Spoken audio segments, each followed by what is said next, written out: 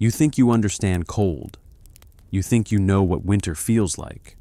You have stood outside with a thin jacket and told yourself you should have dressed better.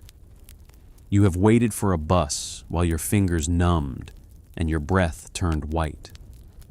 You have complained about heating bills, drafty windows, or the way the cold creeps into your bones after sunset. But none of that prepares you for a medieval winter night.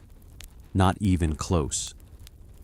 Imagine stepping outside just after dusk, not into a well-lit street or a neatly plowed road, but into a darkness that feels heavy, almost physical. The sun has vanished early, as it always does in winter, and the sky holds no promise of warmth. There are no streetlights, no glowing windows every few meters, no hum of distant traffic. Just darkness, broken only by a few weak points of firelight flickering behind shuttered windows. The cold is not a temporary inconvenience here. It is the dominant force of life, something you negotiate with every hour you remain awake. The air bites immediately. It does not ease you into discomfort. It seizes your face, your ears, your hands, and makes its presence known in the first breath you take. Your lungs tighten slightly as you inhale, and you taste smoke, damp wood, and the faint scent of animals. Winter air in the medieval world is not clean. It carries the residue of hearth fires, unwashed bodies, and the slow decay of things that never fully dry. Your feet are the first to suffer. Leather shoes, if you are lucky enough to have them, offer little protection against frozen ground. Straw might be stuffed inside for insulation, but it does more for morale than warmth. Every step presses cold upward through the sole, until your toes ache and then go strangely quiet. If snow has fallen, it has not been cleared. It is packed down into slick, uneven paths, mixed with mud, ash, and whatever was dumped into the street earlier that day. You walk carefully because falling is not just embarrassing, it can be dangerous. Inside the town, winter nights are quieter, but not peaceful. Doors are barred early, shutters close tight to keep what warmth remains from escaping. People do not linger outside unless they have to. Darkness hides hazards. Open drains, broken steps, and the occasional sleeping animal blend into the night. If you hear footsteps behind you, you cannot easily tell whether they belong to a friend, a stranger, or someone desperate enough to take what little you have. The wind moves freely through gaps in buildings, curling down alleys and slipping through cracks in walls that were never designed to be airtight. Stone holds cold, wood shrinks, mortar crumbles. Every building leaks heat like a cracked cup leaks water. Fires are precious, and no one keeps one burning longer than necessary. Wood costs money, charcoal costs even more. Every log burned tonight is a log that cannot be used tomorrow. You reach the house where you will spend the night. It is not warm inside. Not really. It is less cold than outside, which feels like luxury by comparison. The door closes behind you with a dull thud, and for a moment you stand in near darkness, waiting for your eyes to adjust. Somewhere, a small fire crackles, its light casting uneven shadows on the walls. The room smells of smoke, damp wool, old food, and the faint animal scent that never truly leaves. Livestock may not be inside tonight, but they were not far away earlier, and their presence lingers. There is no central heating, no steady warmth that fills the room. Heat exists only near the fire, and even there it is inconsistent. One side of your body warms while the other remains cold. If you sit too close, your face flushes while your back shivers. If you move away, the cold reclaims you immediately. People cluster around the hearth, not out of comfort, but survival. This is where life slows down in winter. Movement wastes energy. Talking fades. Hands are held close to the body, tucked into sleeves, pressed against ribs. Clothing helps, but only to a point. Layers of wool and linen trap some heat, but they are rarely dry. Moisture from breath, sweat, and the damp air itself settles into fabric and stays there. Once wet, clothing becomes a liability. It chills you faster, weighs you down, and never quite dries until spring.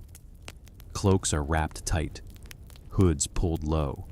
Exposed skin is minimized. Even so, fingers stiffen, ears ache, noses run constantly, and wiping them with a sleeve is simply part of life. Night stretches long in winter. Without artificial light, there is little to do once the fire burns low. Candles exist, but they are expensive, made from tallow that smells unpleasant and is better saved for special occasions.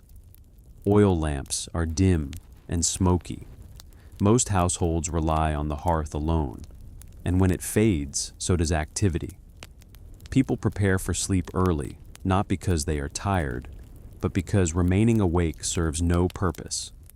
Sleeping, however, is not comfortable. Beds are simple frames or pallets stuffed with straw, hay, or old rags. Mattresses, as you know them, do not exist. Over time, the stuffing compresses into uneven lumps that poke and scratch. Sheets are rough. Blankets are heavy, woven wool that smells faintly of sheep and smoke. They help retain heat, but only if you are already warm when you crawl beneath them. You undress only partially. Removing too many layers risks losing body heat you may not regain. Most people sleep in their day clothes or something close to them. Nightwear is a luxury. The room is shared. Privacy is rare. Family members, servants, and sometimes animals occupy the same space. Body heat becomes communal. People sleep close together, not for affection, but necessity. Even then, the cold seeps in. It comes from the floor, the walls, the ceiling. It creeps under blankets and into dreams. You wake often, shifting position, pulling fabric tighter, tucking feet beneath calves, curling into yourself. Your breath fogs faintly in the air. Frost may form on the inside of windows, if there are windows at all. In some regions, water left out overnight freezes solid indoors. Silence is never complete. The house creaks as wood contracts in the cold. Wind moans through gaps. Somewhere, an animal shifts, snorts, or scratches. Outside, distant sounds carry farther in winter air. A cough from another house. A door slamming. The occasional cry of someone still moving through the night for reasons you cannot see. Sleep is light. It has to be. Fires must be tended, even through the night, or they die and leave the house colder than before. Someone rises to add a log, to stir embers, to ensure the hearth does not go out completely. Each time the door or shutter opens, a blade of cold cuts through the room. You pull the blanket tighter and wait for stillness to return. This is only the beginning of the night.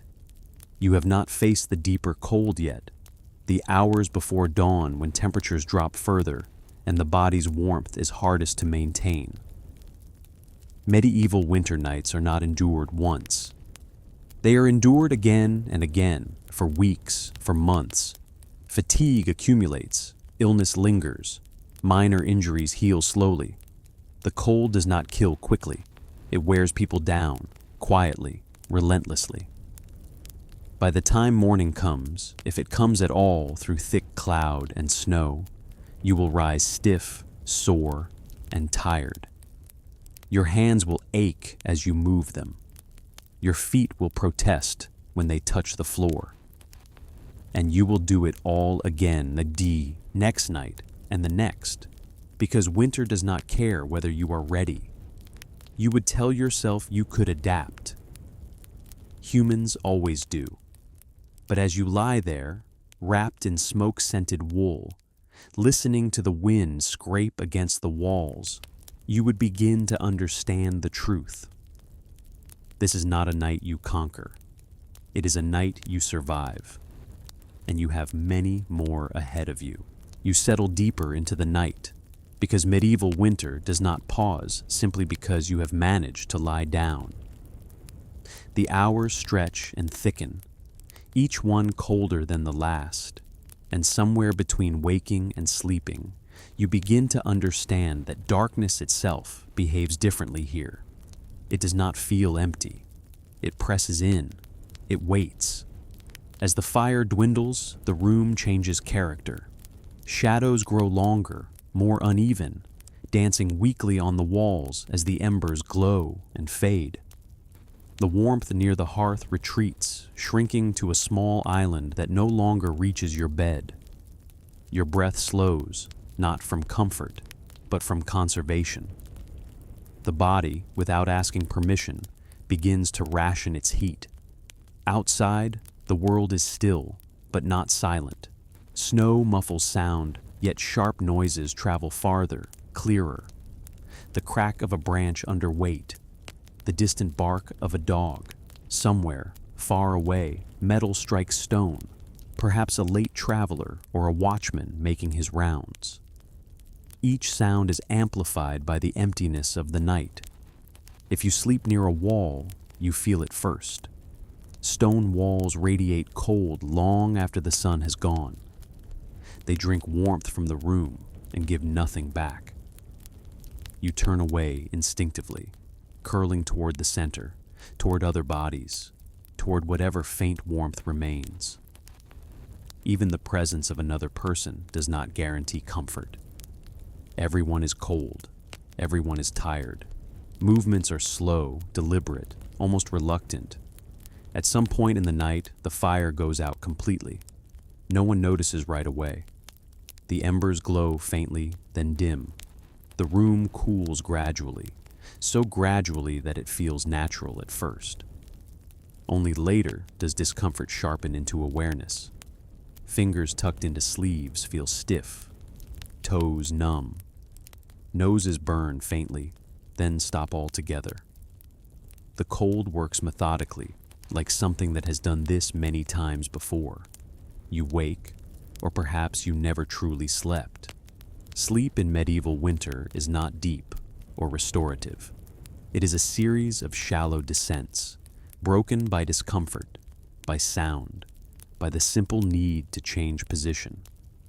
Dreams, when they come, are thin and fragmented. Images of warmth linger briefly, fires, sunlight, thick bread steaming on a table, before dissolving into the reality of cold air and aching joints. Hunger complicates everything. Winter food is heavy, dense, repetitive. Bread, pottage, salted meat if you are lucky. Fresh food is rare. Vegetables are stored in cellars, roots and bulbs pulled out as needed. Fruit is a memory. Hunger makes the cold feel sharper. The body burns energy just to stay warm, and supplies are limited. You can feel it in your limbs, a faint weakness that settles in and refuses to leave. The night watch exists for a reason. Fires are dangerous in winter. Houses are packed close together. Thatch roofs dry and brittle. One stray spark, one overturned lamp, and an entire street can be lost. Someone must remain alert, even through the cold, even when sleep presses down like a weight. That someone is often not paid, not thanked, simply expected to endure. If you are unlucky, illness joins the night. A cough echoes in the darkness, harsh and wet. Fever chills shake a body already struggling to stay warm. There is no separation between the sick and the healthy. Everyone shares space, air, blankets. Winter is when sickness spreads quietly, efficiently, carried by breath and touch and proximity. Remedies exist, but they are limited.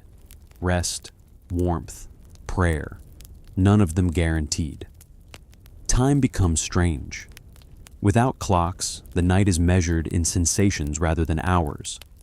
The deep cold before dawn feels endless.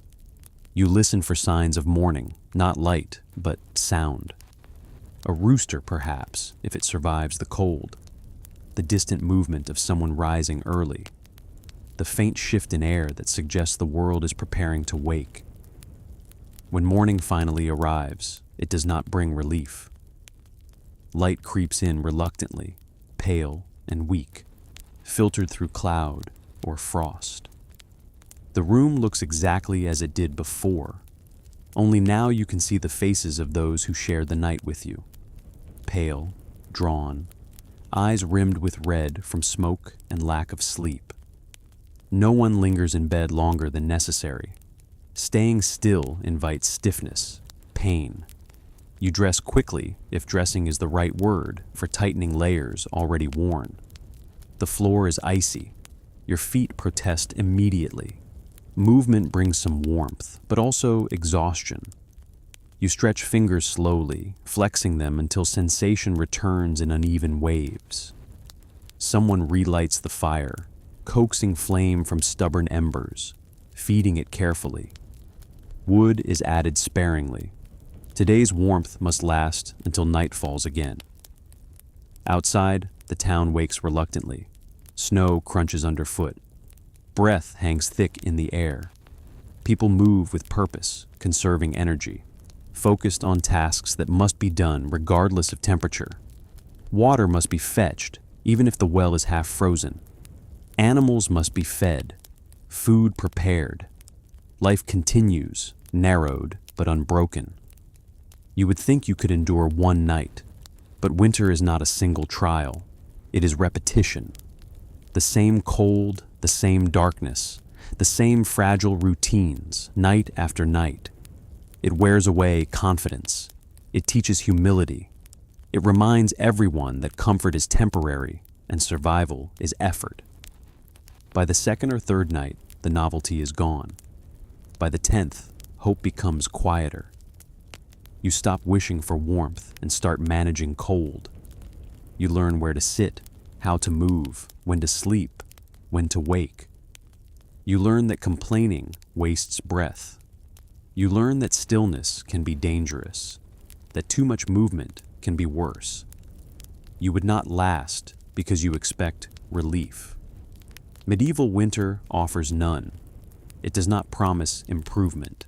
It simply continues, indifferent to your expectations, patient in its persistence. And as another night falls and the fire is banked low once more, you realize something important. This is not history's dramatic moment. There are no battles here, no kings, no great events, just people, cold, and the long dark, repeating until spring decides to return. The second night is always worse than the first. The first night is shock. Your body is confused, overstimulated by discomfort, alert to every sound, every draft of cold air that slides across your skin. You notice everything because nothing feels familiar. But the second night arrives with understanding, and that understanding is heavy. You know what is coming now. You know the fire will fade. You know the cold will return. You know sleep will not save you. Winter nights in the medieval world are not dramatic in the way modern imagination expects. There is no sudden blizzard bursting through the door. No cinematic moment of survival against impossible odds. Instead, there is repetition. The quiet, grinding repetition of discomfort. The same routine, the same cold, the same dark layered one on top of another until time itself seems to slow. As evening settles again, people move with less conversation than the night before. Words feel expensive. Breath must be conserved. The fire is built carefully, smaller than you would like, because wood is counted, measured, remembered.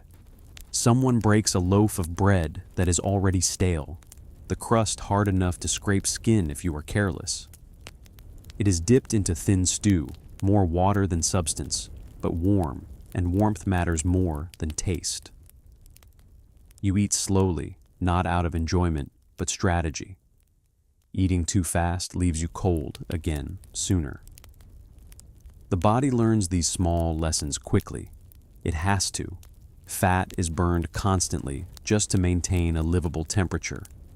Hunger never quite leaves. It settles into the background, a dull presence that sharpens in the cold. The daylight fades earlier than feels fair.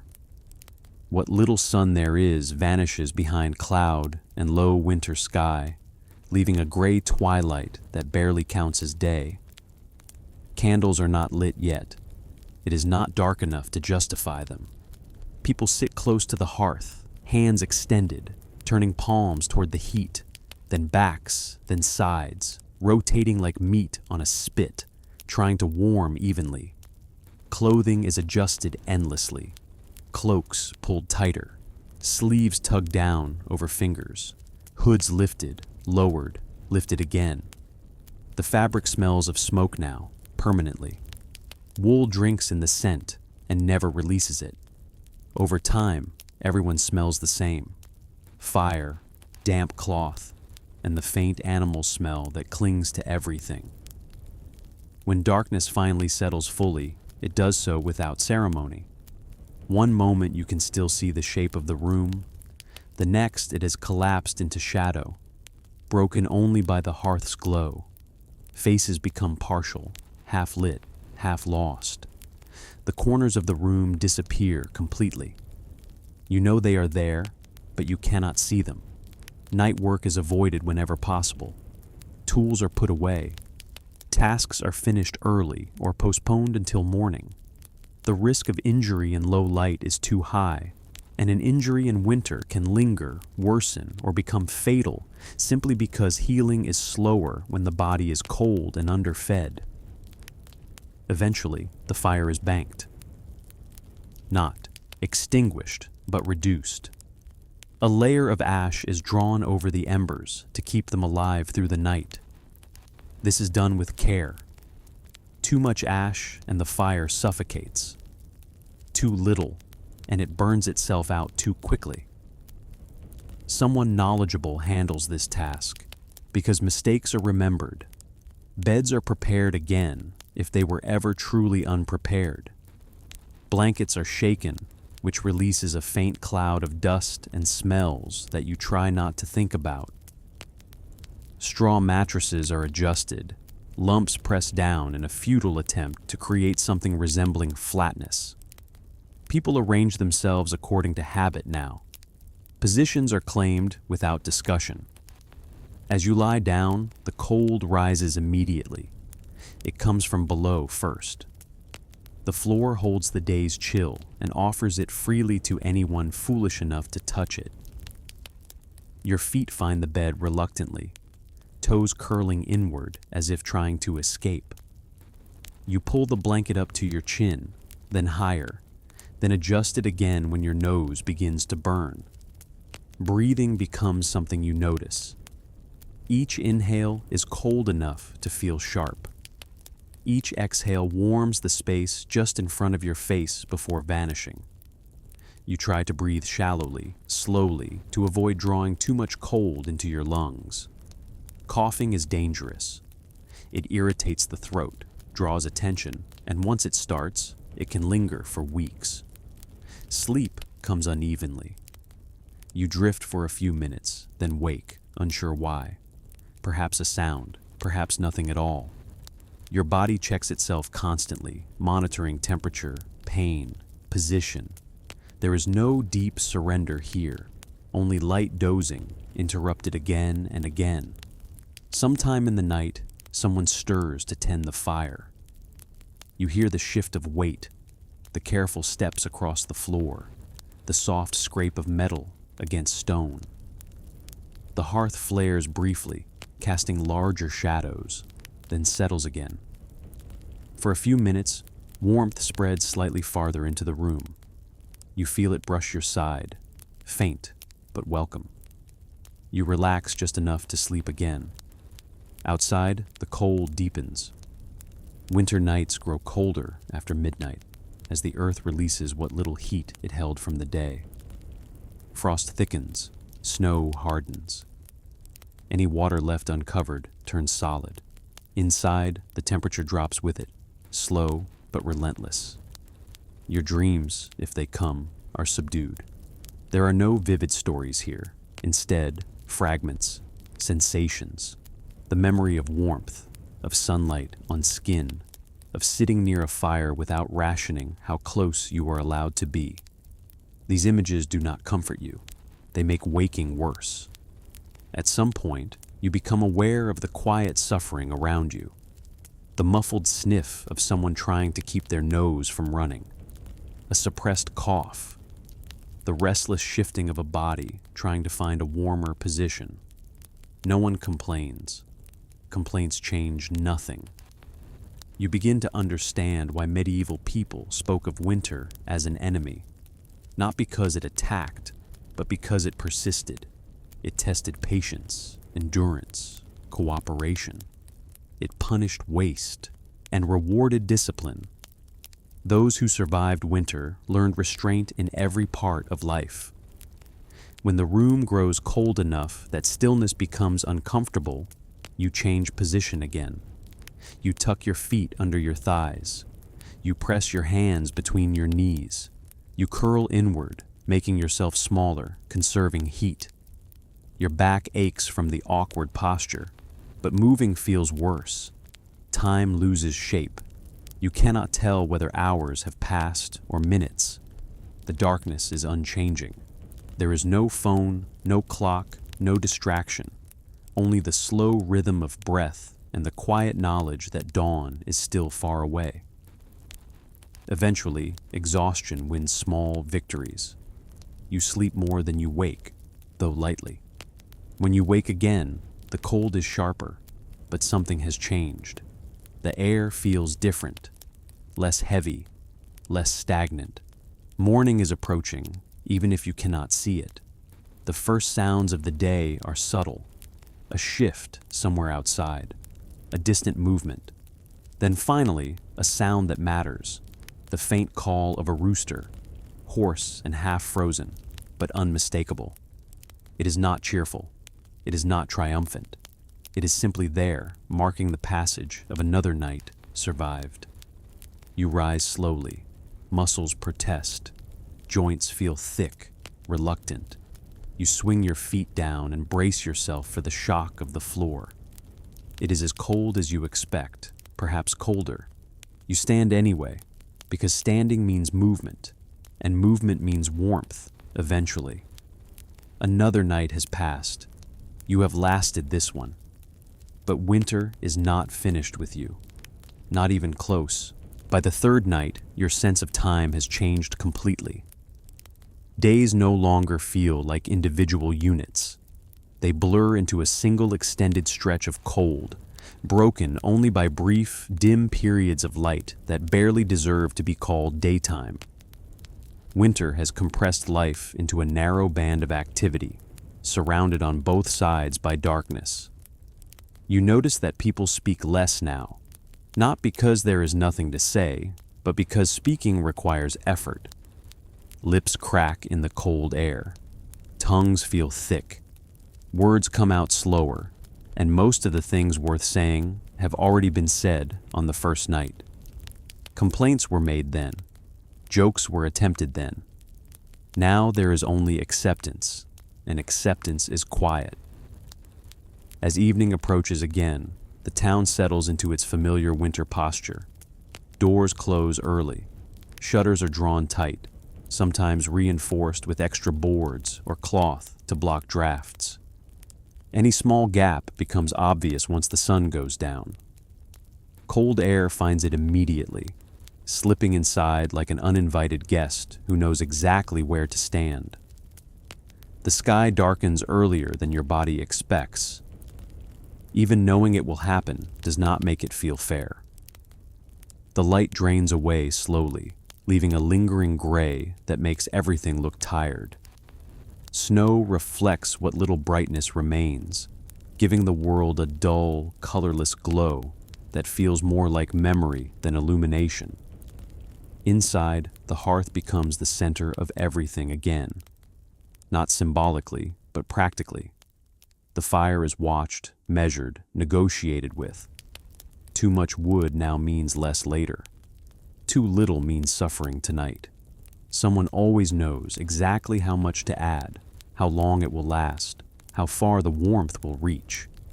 You sit closer than you did the first night. Everyone does.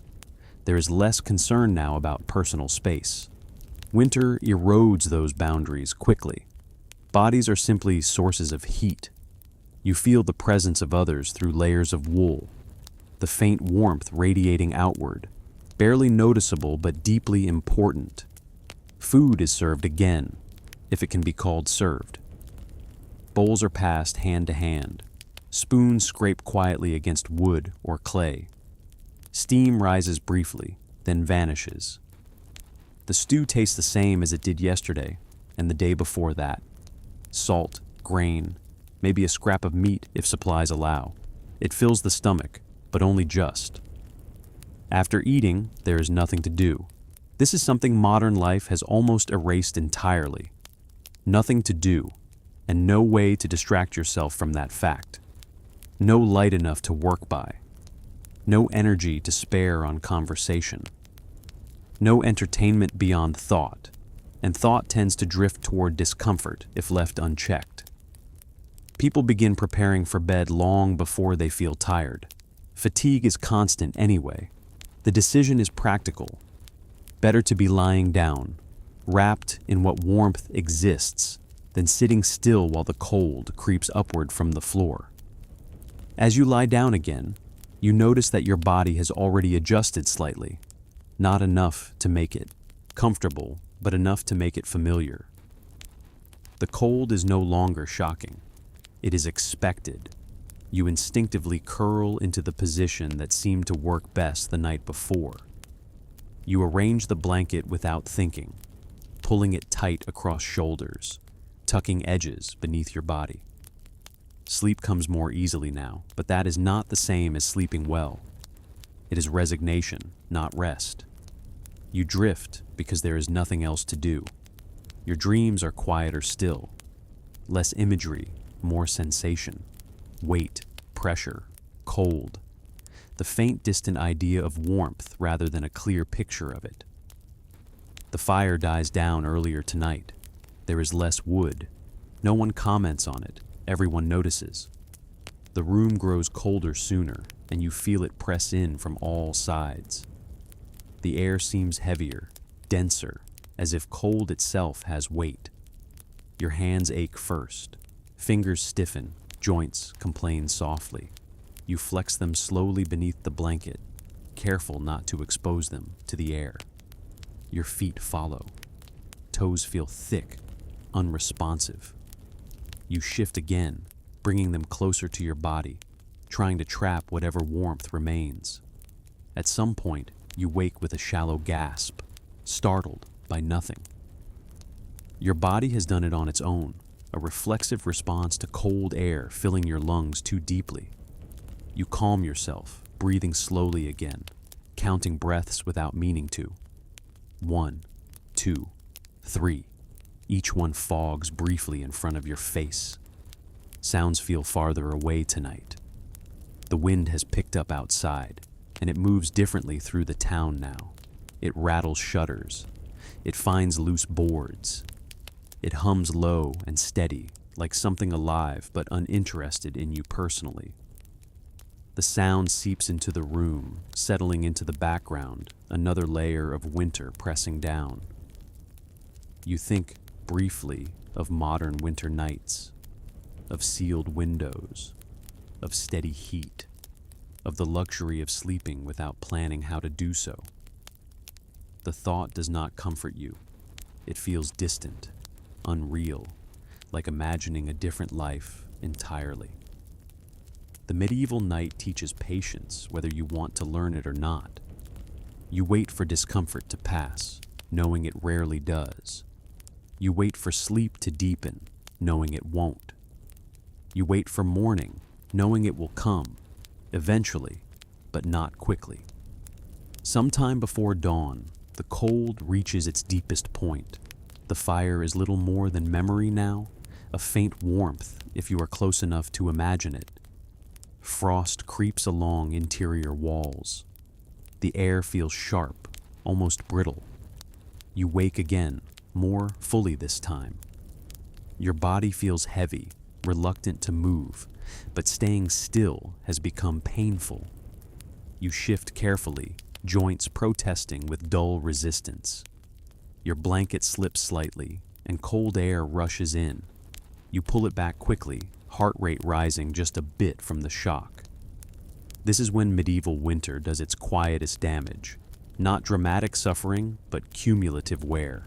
Sleep debt, chronic cold, persistent hunger, small aches that never heal. Over weeks and months, these things reshape people.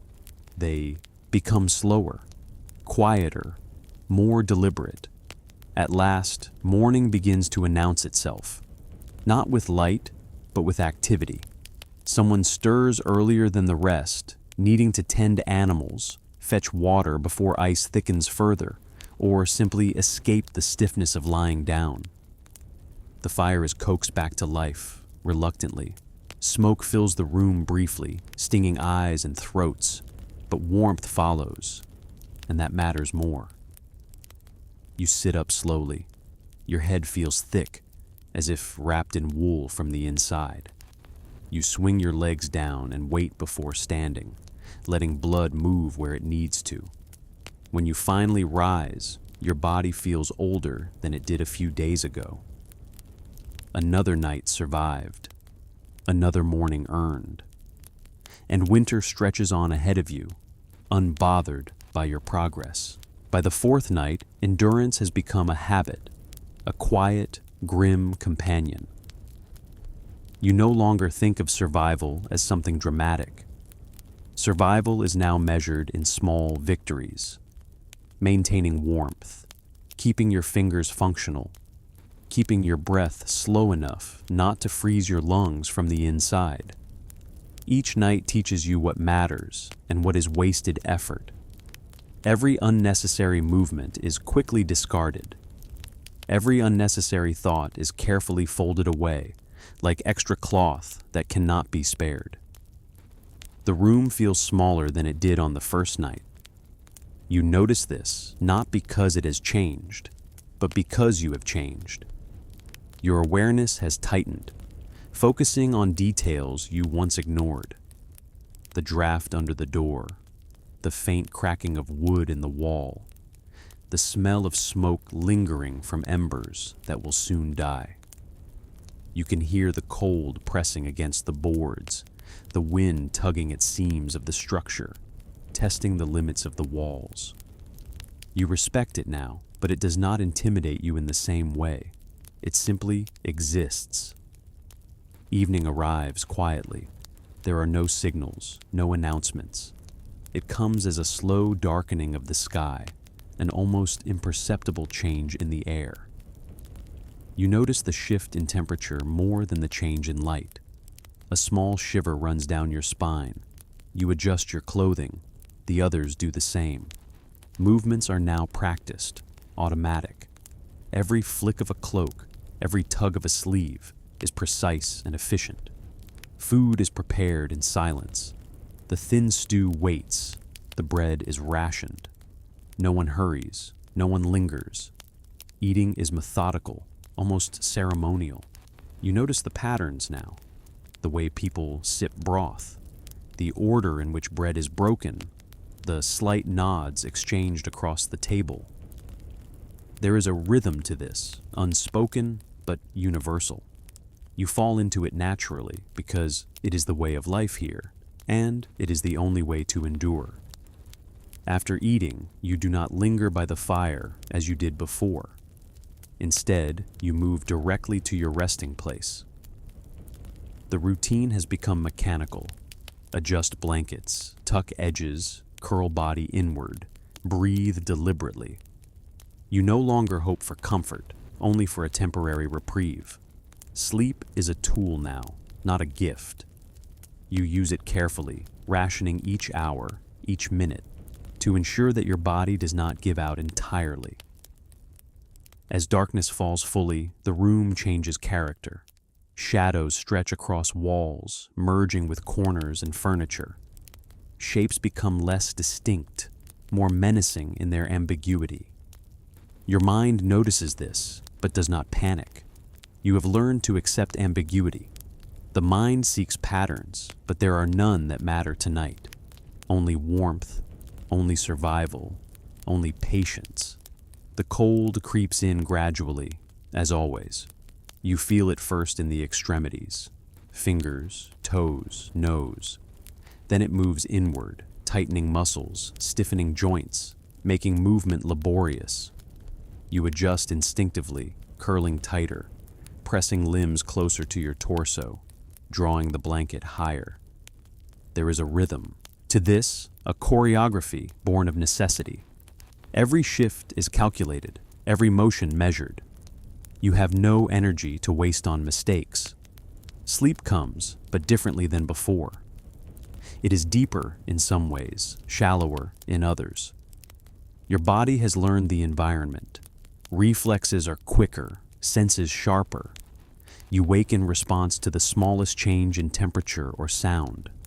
The groan of timber, the faint whistle of wind through a crack, the distant clatter of something falling.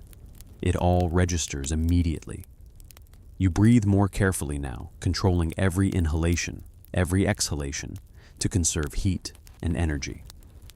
Time becomes a strange, fluid concept. Hours lose their meaning. Night stretches endlessly, and yet morning is inevitable. You mark its approach not by light, but by subtle changes. The shifting weight of shadows, the faint sound of someone moving in another room, the quiet increase in ambient cold as the earth releases stored chill. You feel it in your bones before your eyes notice it. By the fifth night, your body has adapted further, but your mind begins to notice the cost. Memory becomes hazy. Thoughts repeat themselves. Concentration drifts. You notice these changes not as alarms, but as facts. The mind, like the body, bends under the conditions. You are aware of it, and yet you continue. You must. There is no alternative. Food is meager as always, but it is sufficient to sustain movement. Warmth is fleeting, but enough to prevent damage. The fire is coaxed carefully, adding small sticks first, larger logs later. You learn the optimal method for maintaining it overnight. Bank the embers, add fuel gradually, maintain airflow. The smallest mistake can leave the room unbearably cold within minutes. It is not a question of choice, it is a question of competence. During the night, you lie awake more often than before. Sleep is shallow, fragmented. You find yourself counting breaths, focusing on rhythm, attempting to distract the mind from discomfort. You notice small sensations, the way the blanket rests against your face, the faint pressure of straw beneath your back, the subtle variations in temperature across the room. Each detail becomes significant because they are all that matter. Occasionally, there is movement around you. Others adjust, stretch, shift their blankets. These small acts are quiet, deliberate, efficient. There is no conversation. There is no laughter. Even whispers are minimized because sound carries cold and energy. The world has contracted to a single dimension, survival. By the sixth night, the cold has become an almost constant companion. It no longer surprises you. You no longer resist it emotionally. You feel it as a presence beside you, pressing, testing, enduring. You have learned its patterns, its rhythms. You anticipate its intrusion and adjust accordingly. Every shift, every movement, every breath is a small victory against it. Sleep, when it comes, is almost ceremonial. You lie down with precision, adjust, coverings, curl in a practiced shape. Breathing is deliberate, measured, controlled. You allow just enough warmth to penetrate the extremities, conserving energy elsewhere.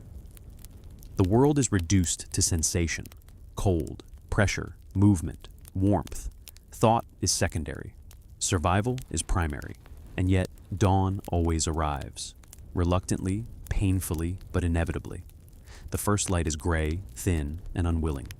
You rise slowly, muscles stiff, joints complaining. Movement is careful, deliberate, essential. Food awaits, fuel for warmth, for energy, for endurance. The routine continues because it must. Winter is not finished with you. It is relentless, impartial, unchanging. And you endure. By the 8th night, a strange rhythm has settled over your existence. The world outside has become almost static, a frozen tableau of white and gray, and the inside of the house has grown into a microcosm of survival. Each breath, each movement, each tiny adjustment has become ritualized. You recognize the cadence of the night, the shift of shadows, the subtle variations in temperature, the faint creaks of timbers as they contract in the cold. These sounds, once startling, have become part of the environment, as predictable and necessary as the wind pressing against the walls. The cold has become more than a sensation. It is a constant companion, a presence felt in every joint, every tendon, every inch of skin that pokes past fabric. You have learned to anticipate its movements, to adjust instinctively, to conserve warmth with almost instinctual precision. Extremities are always tucked closer, blankets arranged meticulously, body posture optimized for minimal heat loss. Each adjustment is a small victory, unnoticed and uncelebrated, but crucial nonetheless. Food arrives with the same quiet regularity: the thin broth, the stale bread, the occasional ration of preserved vegetables. These are no longer merely sustenance, but rituals that mark the passage of time. Eating is slow, deliberate. Each bite is measured. Each swallow is savored, not for pleasure, but for the warmth it provides and the energy it imparts. Conversation is nearly extinct, reserved for essential communication only. Words expend energy, and in this place, energy is a currency you cannot afford to waste. Evening descends with its usual patient inevitability. Light fades early, the sun skimming the horizon in a pale, reluctant arc. Shadows lengthen, stretching across walls and floors, merging with corners until everything appears more indistinct than before. Darkness is no longer feared. It is simply acknowledged. It is a condition to adapt to, a presence to negotiate with. Your eyes have grown accustomed to it, but your body still shivers in response, reminding you that survival is never complete, never guaranteed. The fire is tended with the care of a sacred ritual. Embers are coaxed into flame, logs are added in precise intervals, and the flickering light is monitored for consistency. Too strong, and heat escapes too quickly. Too weak, and the cold encroaches. You have learned the optimal balance through trial and error, and your movements are deliberate, practiced, efficient. The fire is life, and you treat it with reverence. Sleep comes, but it is not restful in the way you once understood. It is fragmented, shallow, a temporary suspension rather than true rest. You lie carefully, blankets drawn tight, body curled to preserve warmth, breathing slow and controlled. Every sound, every shift, every change in temperature is registered. Reflexes are sharper now, senses are heightened. You wake at the faintest alteration in your environment, a testament to adaptation rather than fear. The night outside is relentless. Wind presses against shutters and walls, whistling through cracks and gaps with a persistence that tests endurance. Snow shifts and drifts, piling against doors and windows, threatening to isolate the house further. Every sound, every gust, every creak is magnified in the silence. Inside, movements are minimized. Every motion is calculated. Every shift is performed with intent. Nothing is wasted, because waste costs energy you cannot afford to lose. By midnight, the cold has penetrated further, reaching muscles, joints, bones.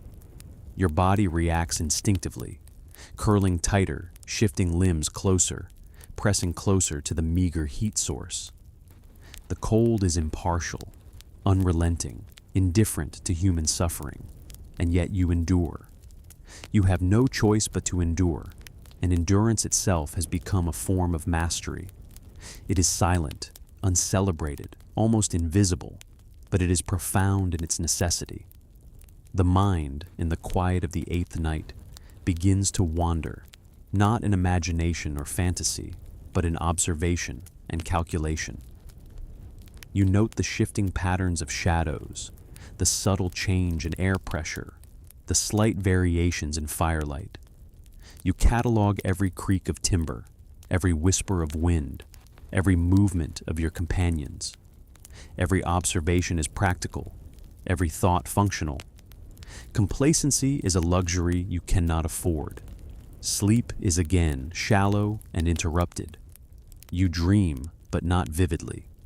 Dreams are fragmented, as if the mind itself has been reduced to minimal function, conserving energy.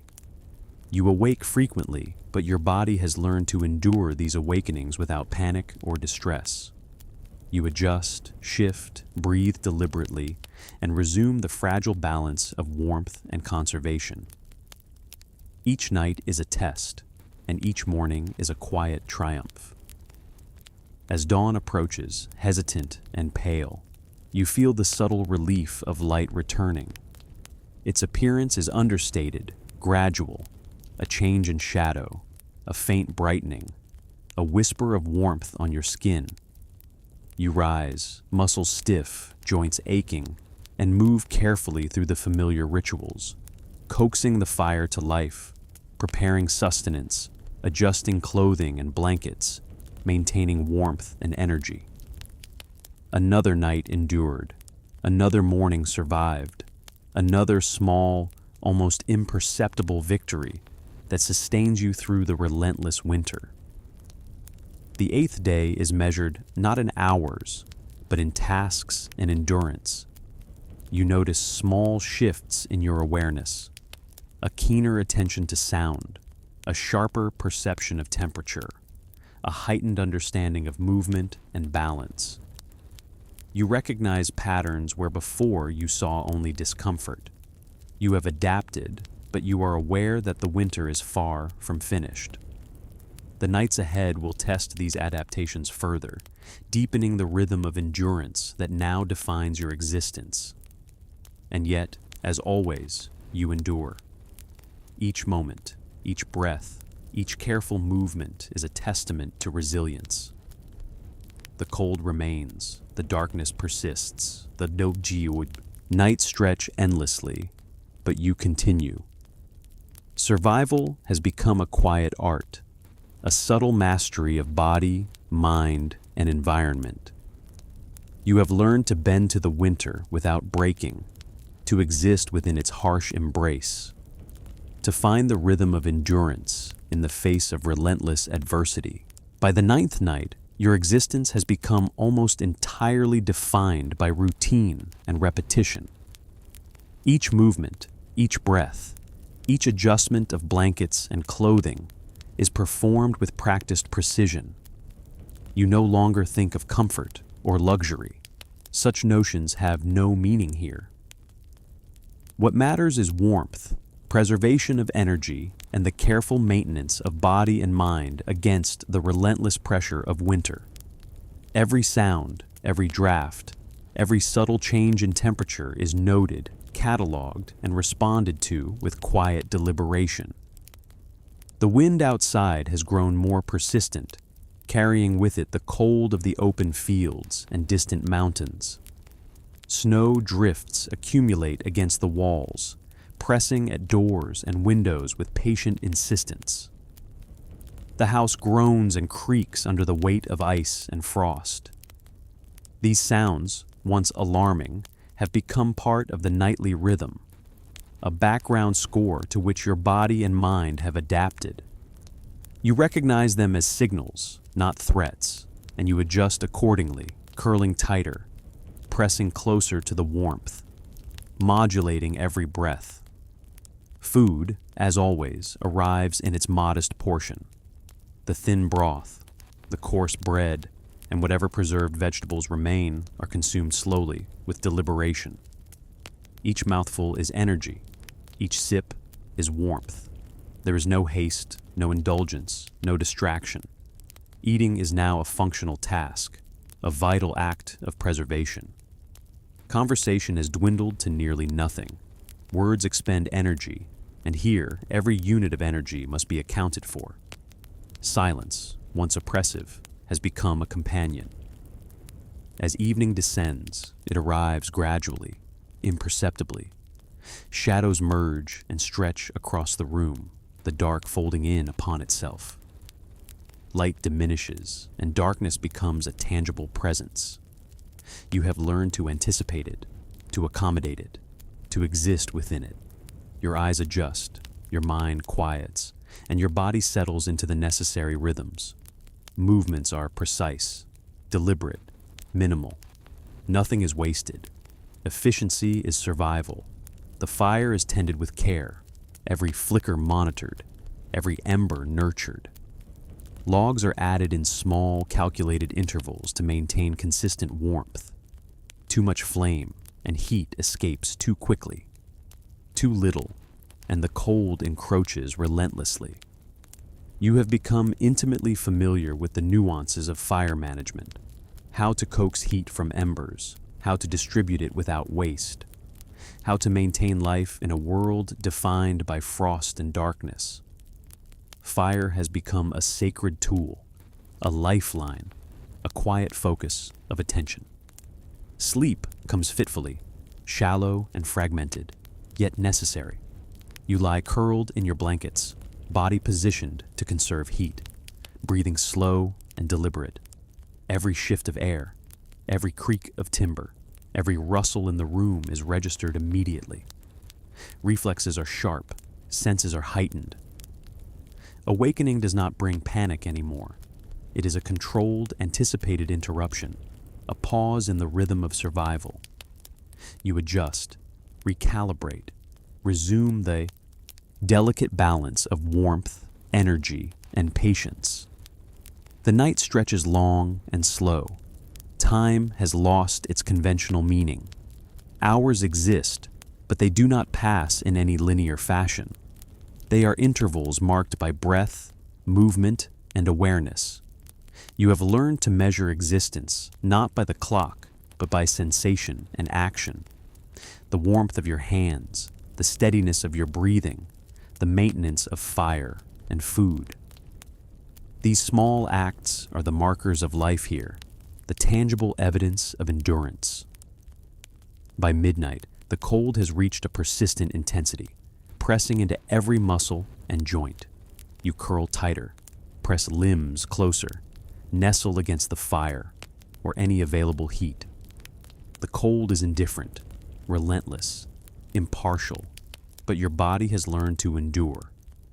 You have developed a quiet resilience, a patient strength that does not announce itself, but manifests in subtle, precise action. Each breath is measured. Each movement is deliberate. Survival is the art of small, consistent choices. Your mind, in the deep hours of the ninth night, begins to focus on observation rather than imagination. You catalog every shift in shadow, every variation in air, every subtle sound. Awareness has become a tool, a mechanism for endurance. Complacency is unthinkable. Attention is survival. Thoughts drift, but always return to the fundamentals. Warmth, energy, stability. Every observation is functional, every decision purposeful. Morning, when it eventually arrives, is tentative and muted. Light filters through frost and snow, weak and reluctant, and you rise slowly, stiff and aching. Every motion is careful, deliberate, calculated to conserve energy and avoid injury. You tend the fire, prepare food, adjust clothing and blankets, maintain your fragile equilibrium. Another night has passed. Another morning arrives. Another quiet triumph, uncelebrated but essential. Winter is far from over. Nights continue, long and harsh, unyielding in their cold and darkness. But you have adapted. You have learned the rhythm of endurance, the art of patience, the subtle mastery of body and mind in a world defined by relentless winter. Each night, each breath, each careful movement is a victory. Survival is no longer remarkable. It is routine, expected, necessary, and profoundly human. By the 10th night, your awareness of time has shifted entirely. The days and nights no longer hold conventional meaning. They are measured in tasks, in breaths, in the subtle fluctuations of temperature and light. Each movement has become deliberate, each sound a signal to which you respond instinctively. You notice how your body has adapted, fingers curled to preserve warmth, joints flexed just enough to maintain mobility, every muscle engaged in quiet tension against the cold. Survival is no longer a struggle. It has become a form of meditation, a steady, repetitive rhythm that sustains both body and mind. Outside, the wind has grown more insistent. It presses against shutters and walls, whistling through gaps with an unyielding persistence. Snow has drifted high against doors, and the world beyond the house is a monochrome landscape of white and gray. The cold is patient, indifferent, and relentless. Inside, the house creaks and groans under the weight of ice and frost. Timber shrinks and expands, floors settle and shift, and every sound is amplified in the silence. Yet these noises, once alarming, have become markers of existence, a predictable backdrop to which you have adapted. Food, as always, arrives with quiet regularity. The thin broth, coarse bread, and occasional ration of preserved vegetables are consumed with care. Eating is a deliberate act, measured and slow.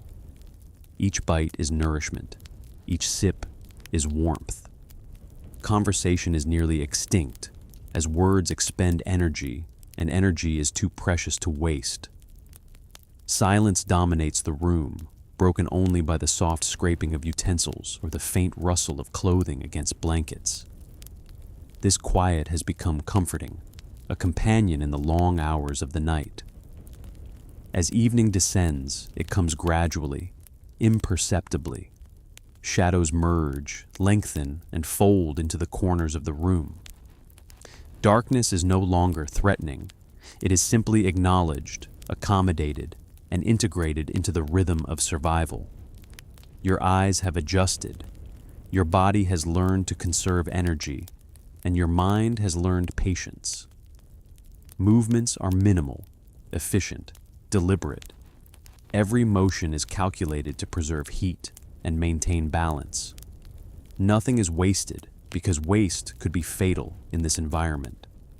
The fire, the lifeline of warmth, is tended with careful attention. Embers are coaxed into flame, logs are added in precise intervals, and heat is monitored for consistency. Too much flame allows warmth to escape too quickly. Too little permits the cold to encroach. You have learned the subtleties of fire management, how to maximize heat, how to conserve fuel, and how to maintain a fragile equilibrium that sustains life in this harsh winter. Fire is sacred, a constant focus, a source of reassurance in the long hours of darkness. Sleep is shallow and fragmented, yet necessary. You lie curled in your blankets, breathing slow and deliberate, every shift of air or creak of timber immediately noted. Reflexes are sharp, senses are heightened. Awakenings are no longer startling. They are anticipated, integrated into the rhythm of the night. You adjust, shift, breathe deliberately, and maintain the delicate balance of warmth and energy. Each night is a test, and each morning is a quiet triumph, uncelebrated but essential. By midnight, the cold penetrates further, reaching deep into muscle and bone. You instinctively curl tighter, press limbs closer, nestle near the fire. The cold is impartial and relentless, but your body has adapted. You have developed endurance that is silent and subtle, manifesting in precise, deliberate actions. Each breath is measured, each movement purposeful. Survival is the art of small, consistent choices, executed with quiet discipline. Your mind, in the deep hours of the 10th night, turns to observation rather than imagination. You catalog every shift in shadow, every whisper of wind, every subtle movement in the room. Awareness has become a tool, a mechanism for survival. Complacency is impossible. Attention is critical. Thoughts drift occasionally, but they always return to fundamentals: warmth, energy, stability.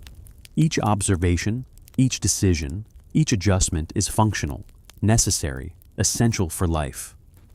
Morning arrives slowly, hesitantly, with pale light filtering through frost-covered windows. You rise, stiff and aching, muscles protesting, yet obedient. Every motion is deliberate, conserving energy and avoiding injury. You tend the fire, prepare sustenance, adjust clothing and blankets, and maintain your fragile balance. Another night has passed. Another morning has come. Another quiet victory, almost invisible, but profoundly significant in its necessity. The winter continues, unrelenting and indifferent. Nights stretch endlessly, dark and cold, yet you endure. You have learned the rhythm of survival, the art of patience, and the subtle mastery of body and mind within this harsh environment. Each breath, each careful movement, each measured adjustment is a testament to quiet resilience. Survival is no longer extraordinary. It is routine, expected, essential, and deeply human. By the 11th night, your body and mind have settled into a rhythm that is almost mechanical, yet deeply aware. Each movement, each breath, each adjustment of blankets or clothing has become second nature, executed with precision and economy. Comfort and luxury are foreign concepts. Only warmth, energy preservation, and awareness of your surroundings hold meaning. Every sound, every subtle change in temperature, every shift in the structure of the house is cataloged instinctively, and you respond with careful deliberation. The wind outside has grown harsher, relentless in its press against walls and shutters. Snowdrifts pile high, and the landscape beyond the house is a stark, frozen expanse. The cold is patient, impartial, and unyielding. Inside, the house creaks and moans as timber contracts and floors shift under frost's grip. These sounds, once startling, are now markers of time and presence, part of the environment's rhythm. You have learned to listen and interpret, finding patterns and predictability in what once seemed chaotic. Food arrives again with quiet consistency. The thin broth, coarse bread, and occasional preserved vegetables are consumed slowly, methodically. Eating is no longer a pleasure. It is fuel, a functional act of survival. Conversation is minimal, only when necessary, because words expend energy, and energy is precious. Silence dominates, punctuated by the soft clink of utensils or the faint rustle of blankets and clothing. This silence, far from oppressive, has become a companion, a constant, reassuring presence during the long hours of night. Evening descends with its gradual inevitability. Shadows deepen and fold into corners, merging with darkness in an unbroken expanse. The absence of light is no longer threatening. It is simply acknowledged and integrated into your existence. Your eyes are accustomed to it, your body has adapted, and your mind has settled into patient observation. Movements are deliberate, minimal, and efficient. Every action is calculated to conserve heat, maintain energy, and sustain life. Nothing is wasted. The fire is tended with meticulous attention. Embers are coaxed to flame. Logs are added at intervals that maximize warmth while conserving fuel. Too strong, and heat escapes. Too weak, and the cold encroaches. You have become intimately familiar with these subtleties, adjusting without thought, responding with precision honed by nights of practice. Fire is both lifeline and ritual, a sacred focus that sustains body and spirit alike. Sleep comes, though shallow and fragmented. You lie curled, blankets tight, breathing slow and controlled. Every shift of air, every creak of timber, every subtle noise is registered instantly. Reflexes are sharp, senses heightened. Awakenings are expected, integrated into the night's rhythm. You adjust, recalibrate, and maintain a fragile equilibrium of warmth and energy. Each night is a quiet test, and each morning is a small, uncelebrated triumph. By midnight, the cold presses deeper, reaching into muscle and bone. You instinctively curl tighter, press limbs closer to the fire, nestle in any source of warmth. The cold is indifferent, relentless, impartial, but your body has adapted, learning endurance in silence and subtlety. Each breath is measured, each movement purposeful. Survival is the mastery of small, consistent choices executed without excess. Your mind, during the long hours, focuses on observation and pattern recognition. Every shadow, every whisper of wind, every subtle sound is noted. Awareness has become a tool, critical to endurance. Complacency is impossible. Even fleeting thoughts return to fundamentals: warmth, energy, stability. Each observation is functional, each adjustment necessary. Every act is an affirmation of life in the harsh, frozen world around you. Dawn arrives gradually, tentative, a pale light filtering through frost-laden windows. You rise slowly, stiff and aching, muscles obedient yet protesting. Movements are deliberate, conserving energy and avoiding strain. You tend the fire, prepare sustenance, adjust blankets and clothing, and maintain the fragile equilibrium that sustains you. Another night has passed. Another morning comes. Another quiet, essential victory, almost invisible, yet profoundly significant. The winter continues without relent. Nights stretch long and dark, cold and oppressive, yet you endure. You have learned the rhythm of survival, the art of patient endurance, and the subtle mastery of body and mind within an unforgiving landscape. Each breath, each careful movement, each small, deliberate action is a testament to resilience. Survival has become routine, expected, essential, and deeply human. By the 12th night, your awareness of the world has shifted entirely.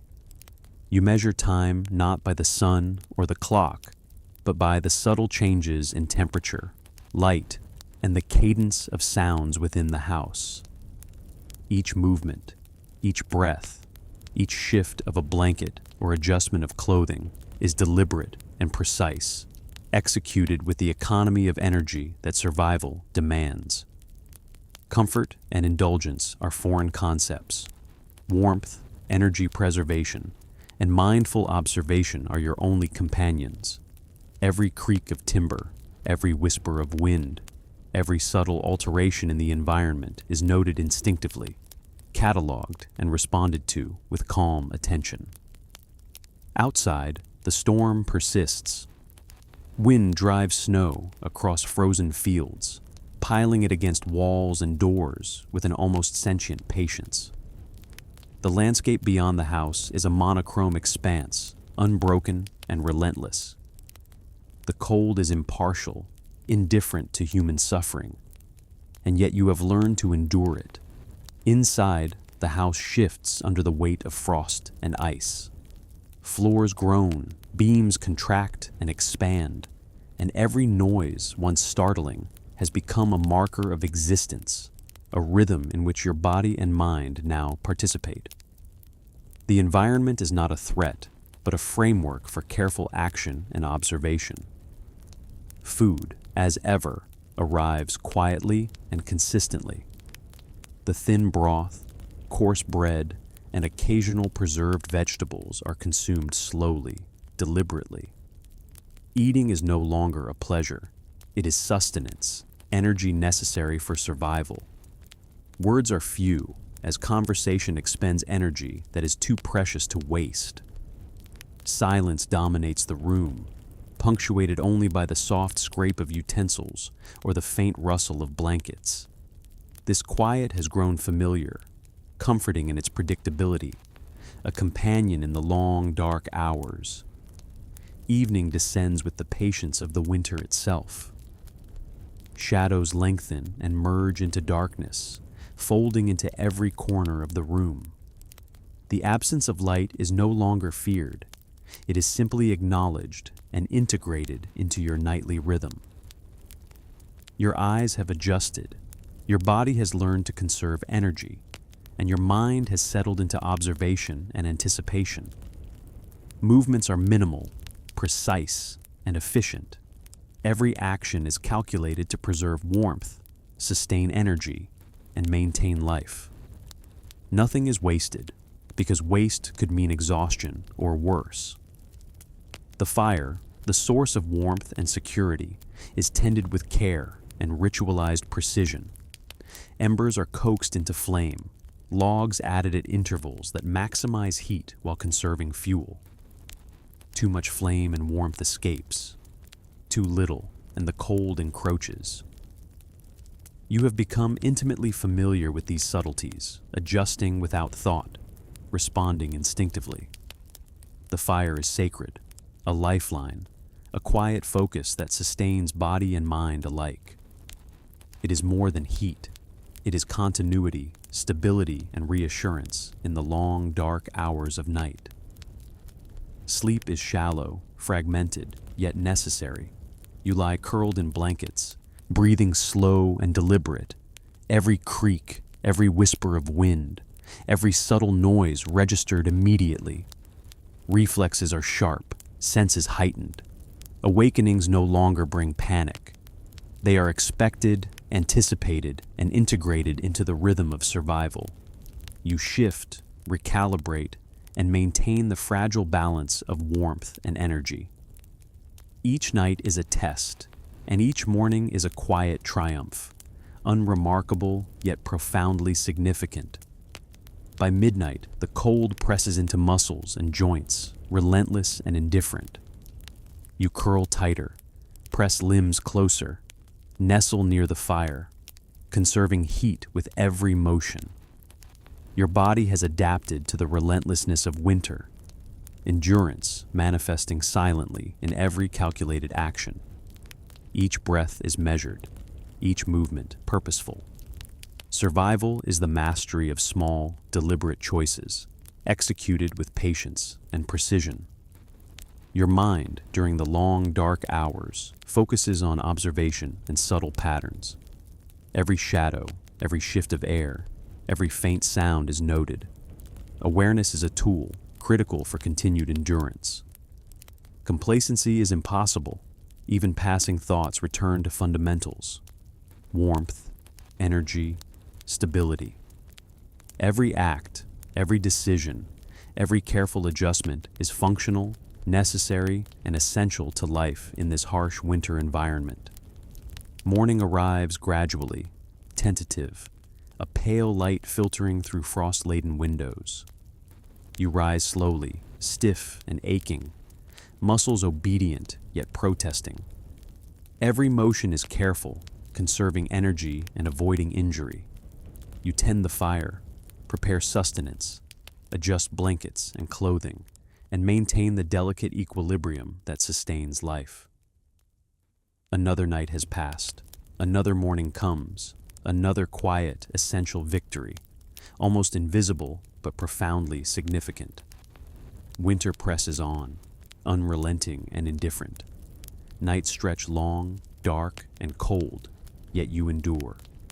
You have learned the rhythm of survival, the art of patience, and the subtle mastery of body and mind in this harsh, frozen world. Each breath, each careful movement, each small, deliberate action is a testament to resilience. Survival is no longer extraordinary.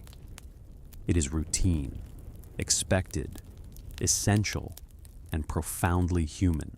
By the 13th night, your body has fully adapted to the monotony and rigor of survival in the frozen expanse. Every motion is precise, deliberate, and economical. You move through the space with quiet efficiency, mindful of every breath and every subtle shift of the air around you. The notion of comfort has all but vanished. What matters is warmth, preservation of energy, and a constant, patient awareness of your surroundings. Every creak of timber, every whisper of wind, every shift in the snow outside is cataloged and interpreted, forming an intricate mental map of the environment that guides your every action. Outside, the snow continues to pile, drifting against the walls and doors with patient persistence. The landscape beyond the house is unbroken and white, endless in its cold and silence. The wind presses against the windows with a low, persistent wail, and the ice-laden ground creaks beneath the weight of frozen snow. The cold is impartial, relentless, yet your body has learned to endure it. Each muscle, each joint, each limb has learned subtle, instinctive movements to conserve heat and maintain flexibility. The environment is no longer threatening. It is a framework for careful observation and deliberate action. Food is delivered with quiet consistency. The thin broth, coarse bread, and modest ration of preserved vegetables are consumed slowly, each bite deliberate, each sip purposeful. Eating has become a functional ritual, energy for survival rather than a source of pleasure. Words are rarely exchanged. Speech expends energy, and energy is too precious to waste. Silence dominates the room, punctuated only by the soft scrape of utensils or the faint rustle of blankets. This quiet, once oppressive, has become a companion, a comforting constant in the long hours of darkness and cold. Evening descends gradually, imperceptibly, folding shadows into every corner of the room. Darkness is no longer frightening. It is expected, acknowledged, and incorporated into your nightly rhythm. Your eyes have adapted, your body has learned to conserve heat, and your mind has settled into quiet observation. Movements are minimal and efficient, each action calculated to maintain warmth and conserve energy. Nothing is wasted, for waste could mean exhaustion or illness, both fatal in this unforgiving winter. The fire, the ever-present source of warmth and security, is tended with meticulous care. Embers are coaxed into flame, logs added at intervals that maximize heat while conserving fuel. Too much flame and warmth escapes too quickly, too little, and the cold encroaches relentlessly. You have become intimately attuned to these nuances, adjusting instinctively, responding with precision honed over countless nights. The fire is more than warmth. It is a lifeline, a ritual, a quiet focus sustaining both body and mind. It is a measure of security, a tangible presence in the long, dark hours. Sleep is shallow, fitful, yet vital. You lie curled in blankets, every breath controlled, every creak of timber or whisper of wind registered immediately. Reflexes are sharp, senses heightened. Awakenings are anticipated and integrated into the night's rhythm. You adjust your position, recalibrate, and maintain the delicate equilibrium of warmth and energy. Each night is a subtle test of endurance, and each morning a quiet triumph, uncelebrated but essential. By midnight, the cold has penetrated deeper, reaching into every joint and muscle. You curl tighter, press closer to the fire, nestle into whatever source of warmth is available. The cold is indifferent, relentless, impartial. But your body has adapted, endurance now manifesting silently in every subtle, deliberate action. Each breath is measured, each movement purposeful. Survival is the mastery of consistent, small decisions executed with patience and precision. Your mind, in the long, dark hours of the 13th night, focuses on observation and pattern recognition. Every shadow, every subtle shift of air, every faint sound is noted. Awareness has become a tool critical to maintaining stability and endurance. Complacency is impossible. Even fleeting thoughts return to fundamentals: warmth, energy, stability. Each observation, each adjustment, each small, deliberate action is functional, necessary, and essential in this harsh environment. Morning arrives gradually, hesitantly, with pale, muted light filtering through frost-covered windows. You rise slowly, stiff and aching, muscles obedient yet protesting. Every motion is deliberate, conserving energy and minimizing risk of strain. You tend the fire, prepare sustenance, adjust blankets and clothing, and maintain the fragile equilibrium that sustains life. Another night has passed, another morning comes, another quiet, essential victory, nearly invisible, yet profoundly significant. Winter continues, unrelenting, indifferent, and absolute. Nights stretch endlessly, dark and cold, yet you endure. You have internalized the rhythm of survival, the art of patient endurance, and the subtle mastery of body and mind in this unyielding, frozen world. Every breath, every careful movement, every precise, deliberate action is a testament to resilience. Survival has become routine, expected, essential, and deeply human. By the 14th night, your senses have honed to a precise awareness of the environment. Each sound, temperature change, and shift in the house cataloged and internalized.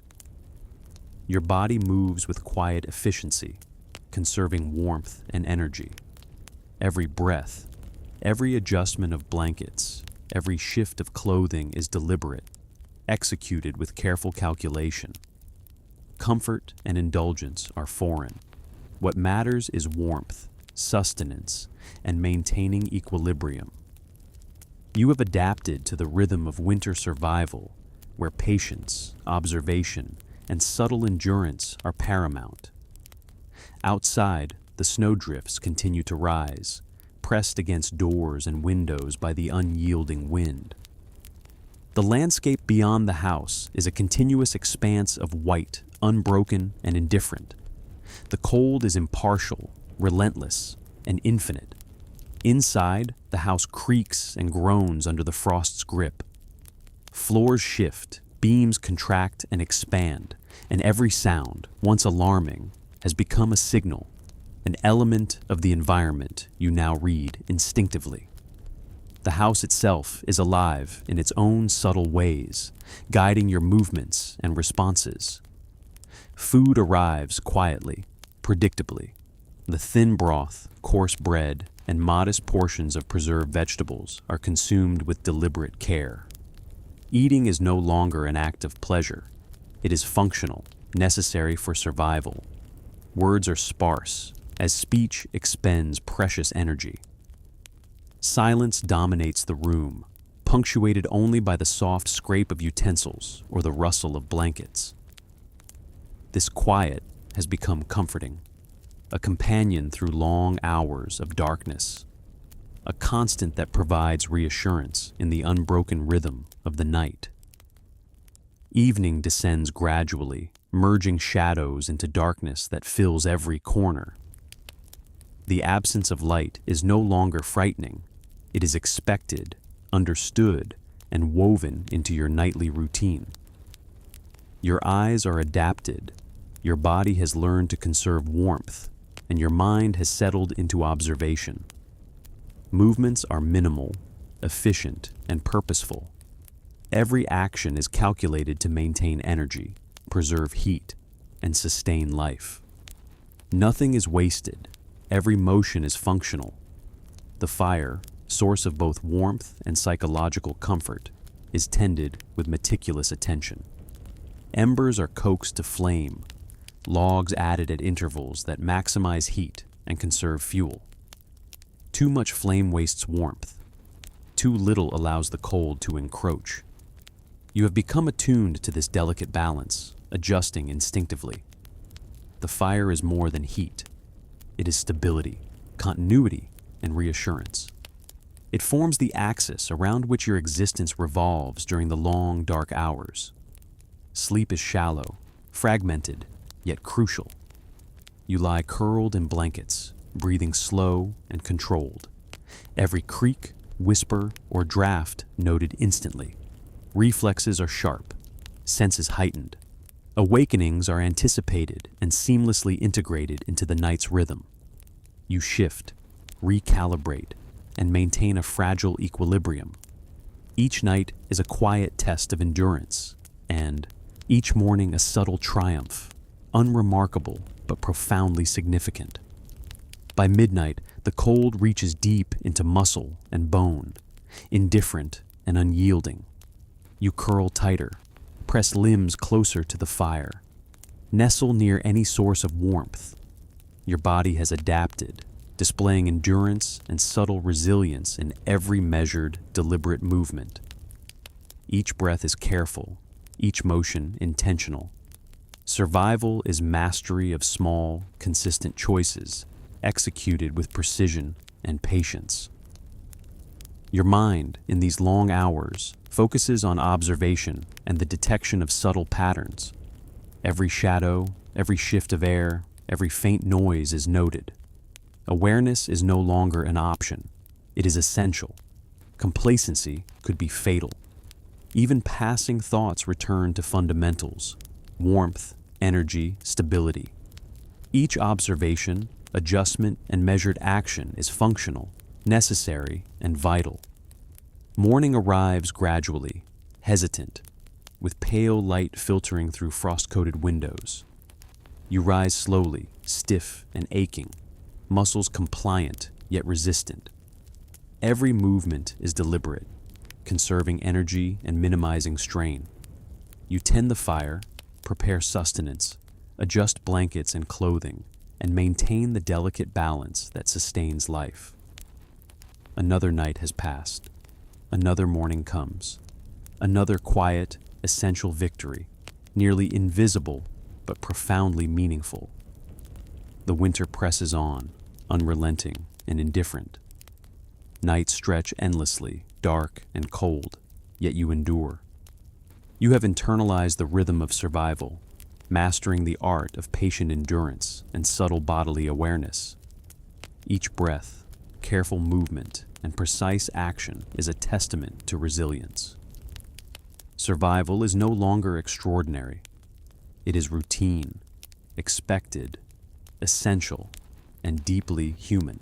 By the 15th night, your body has become intimately familiar with the demands of the cold, the weight of blankets, the subtle shifts in air, and the quiet sounds that fill the house.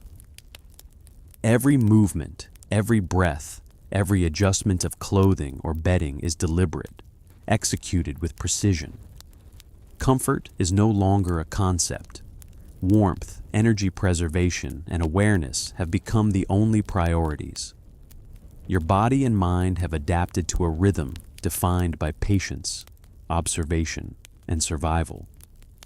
Even the smallest gestures, shifting a log on the fire, turning slightly to conserve heat, adjusting the blanket to block a draft, are executed with conscious care and purpose. Outside, the wind continues its patient assault, driving snow across fields and piling it against doors and windows. The frozen landscape stretches endlessly, silent and indifferent. Each gust presses against the house, testing its structure, and each groan of timber, each creak of floorboards, each subtle shift in the walls has become familiar. A signal, a rhythm, a language you now understand instinctively. The environment, once threatening and alien, is now a framework within which you operate with measured awareness. Food is delivered quietly, consistently.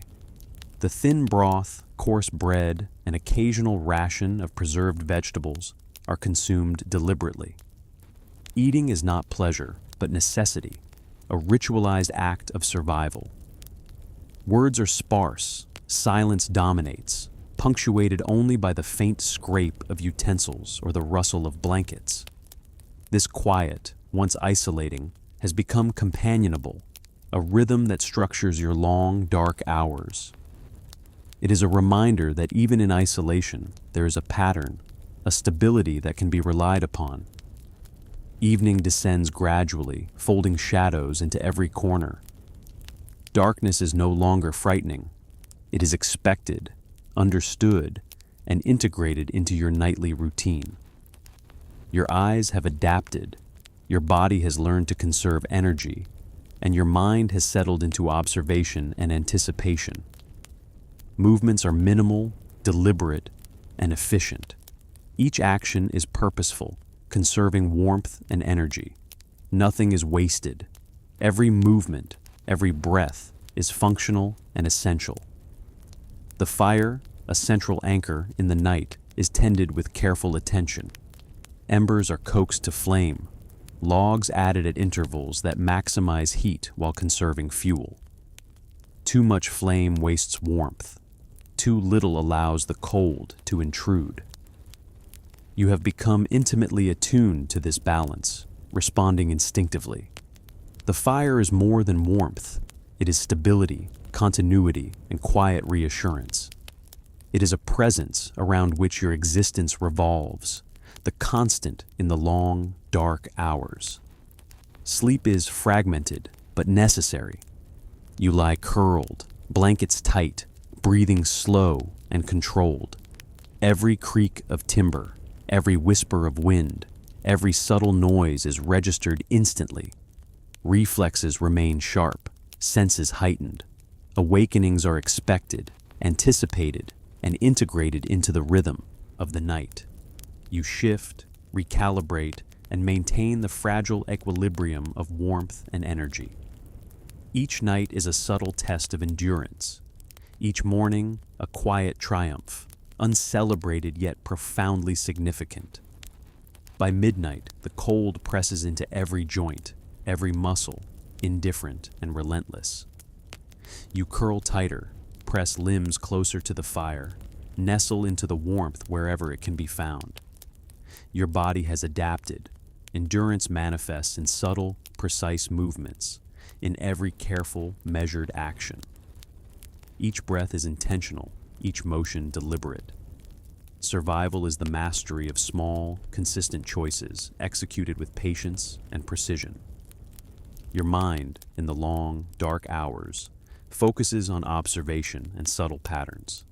Every shadow, every shift of air, every faint sound is noted. Awareness is no longer optional, it is essential. Complacency could be fatal.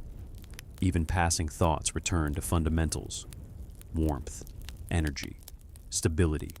Each observation, each adjustment, and each small, deliberate action is functional, necessary, and vital for survival. Morning arrives gradually, hesitantly, with pale light filtering through frost-laden windows. You rise slowly, stiff and aching, muscles compliant yet resistant. Every movement is deliberate, conserving energy and minimizing risk of strain. You tend the fire, prepare sustenance, adjust blankets and clothing, and maintain the fragile equilibrium that sustains life. Another night has passed. Another morning comes.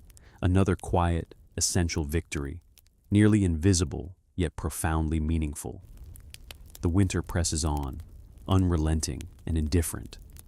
Nights stretch endlessly, dark and cold, yet you endure. You have internalized the rhythm of survival, mastering patient endurance and subtle bodily awareness.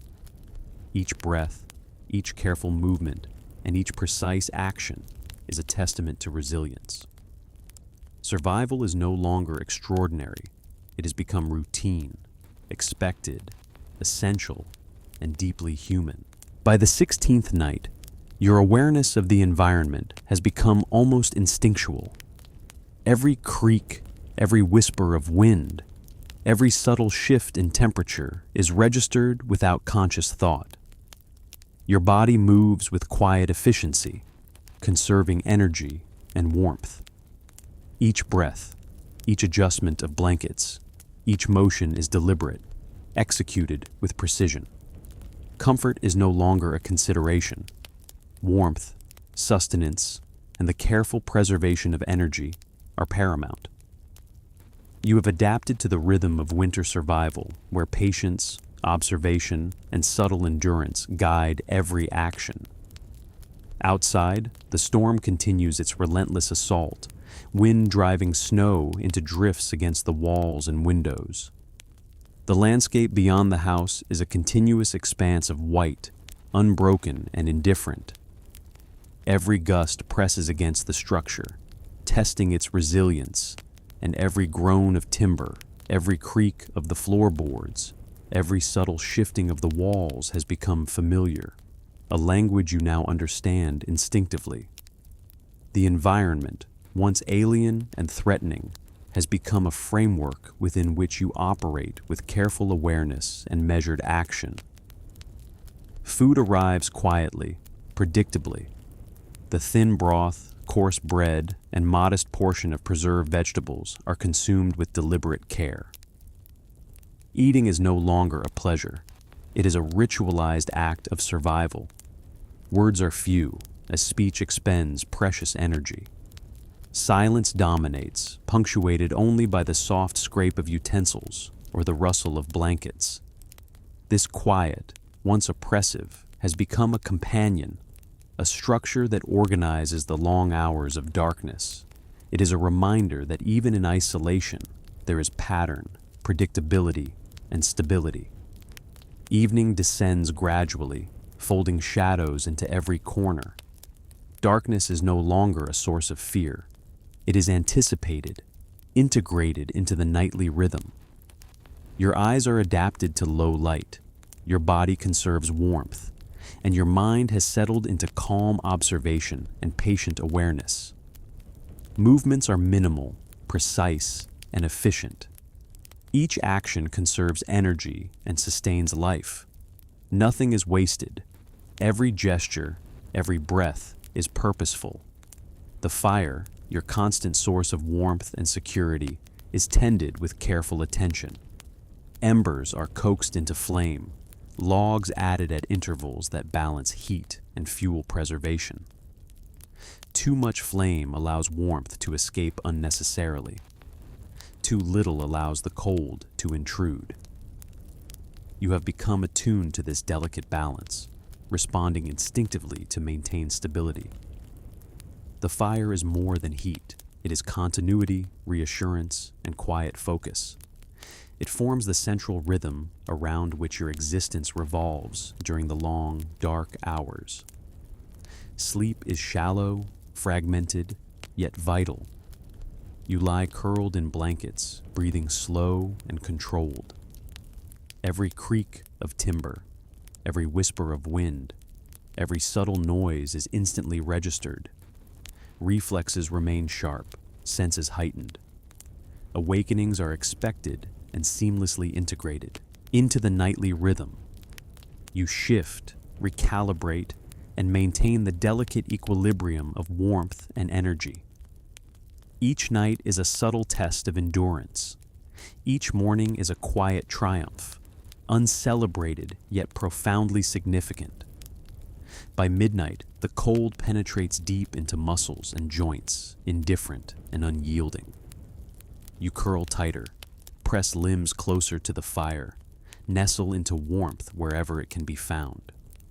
Your body has adapted, displaying resilience in every small, deliberate movement. Each breath is measured, each motion intentional. Survival is the mastery of small, consistent decisions executed with patience and precision. Your mind, during these long, dark hours, focuses on subtle patterns and observation. Every shadow, every shift of air, every faint sound is noted. Awareness has become essential, instinctual. Complacency is not an option. Even fleeting thoughts return to fundamentals: warmth, energy, and stability. Each observation, each adjustment, and each small, deliberate action is functional, necessary, and vital to endurance.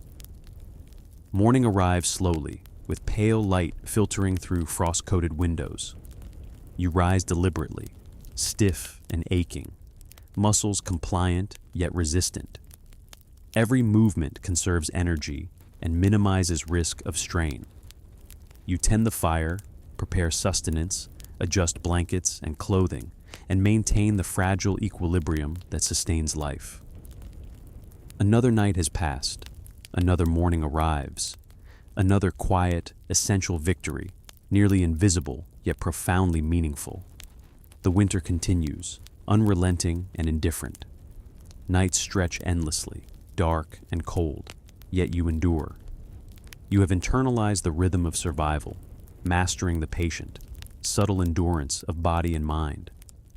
Each breath, each careful movement, each precise action is a testament to resilience. Survival is no longer extraordinary. It has become routine, expected, essential, and profoundly human. By the 17th night, your body and mind have become finely attuned to the quiet, relentless rhythm of winter survival. Every creak of timber, every whisper of wind, every subtle draft through the cracks of the house has become a signal to observe, adjust, and respond with care. Your movements are economical, deliberate, conserving energy and warmth. Each breath, each shift of blankets, each subtle adjustment of clothing is executed with precision. Comfort has long ceased to exist as a concept. Survival depends on awareness, patience, and endurance. You have adapted to the rhythm of the night, where small, consistent actions are the difference between suffering and stability. Outside, the snow continues its patient accumulation, driven by wind that presses endlessly against doors and windows. The landscape beyond the house is a vast, unbroken expanse of white, cold, silent, and indifferent. Every gust tests the structure of the house. Every groan of timber, every subtle flexing of floors or walls is noted instinctively. What was once alien and intimidating has become a framework within which you operate with precise, careful attention. The environment no longer commands fear. It commands respect and observation. Food arrives quietly, predictably. The thin broth, coarse bread, and modest ration of preserved vegetables are consumed deliberately, each bite measured for energy and sustenance. Eating is no longer a pleasure. It is functional, a ritualized act of survival. Words are few, as speech expends energy that must be conserved. Silence dominates, punctuated only by the scrape of utensils, the rustle of blankets, and the soft crackle of the fire. This quiet, once oppressive, has become a companion, a framework for the long hours of darkness. In its constancy, there is a subtle comfort, a reminder that rhythm and pattern persist even in isolation. Evening descends gradually, shadows folding into every corner of the room. Darkness is no longer frightening. It is expected, accepted, and integrated into the nightly routine. Your eyes have adapted, your body conserves heat, and your mind has settled into observation, awareness, and subtle anticipation. Movements are minimal, deliberate, and efficient. Each action preserves warmth, energy, and stability. Nothing is wasted. Every breath, every motion is purposeful, functional, and essential. The fire, your central source of warmth and reassurance, is tended with meticulous care. Embers are coaxed into flames, logs added at intervals that maximize heat while conserving fuel. Too much flame wastes warmth. Too little allows the cold to encroach. You have internalized this balance, responding instinctively to maintain stability. The fire is more than warmth. It is continuity, comfort, and focus. It forms the axis around which your nightly existence revolves, a constant in the long, dark hours of winter. Sleep is fragmented, shallow, yet vital. You lie curled in blankets, breathing slow and controlled. Every creak, every whisper of wind, every subtle sound is noted instantly. Reflexes remain sharp, senses heightened. Awakenings are expected, anticipated, and seamlessly integrated into the night's rhythm. You shift, recalibrate, and maintain the delicate equilibrium of warmth and energy. Each night is a subtle test of endurance, and each morning is a quiet triumph, nearly invisible but profoundly significant. By midnight, the cold has penetrated deep into every joint and muscle, indifferent and relentless. You curl tighter, press limbs closer to the fire, nestle into warmth wherever it can be found. Your body has adapted, displaying endurance in every careful, deliberate movement. Each breath is measured, each motion intentional. Survival is the mastery of small, consistent choices executed with patience and precision. Your mind, in these long, dark hours, focuses on observation and pattern recognition. Every shadow, every subtle change in air pressure, every faint sound is registered. Awareness has become instinctual, essential. Complacency could be fatal. Even fleeting thoughts return to fundamentals: warmth, energy, and stability.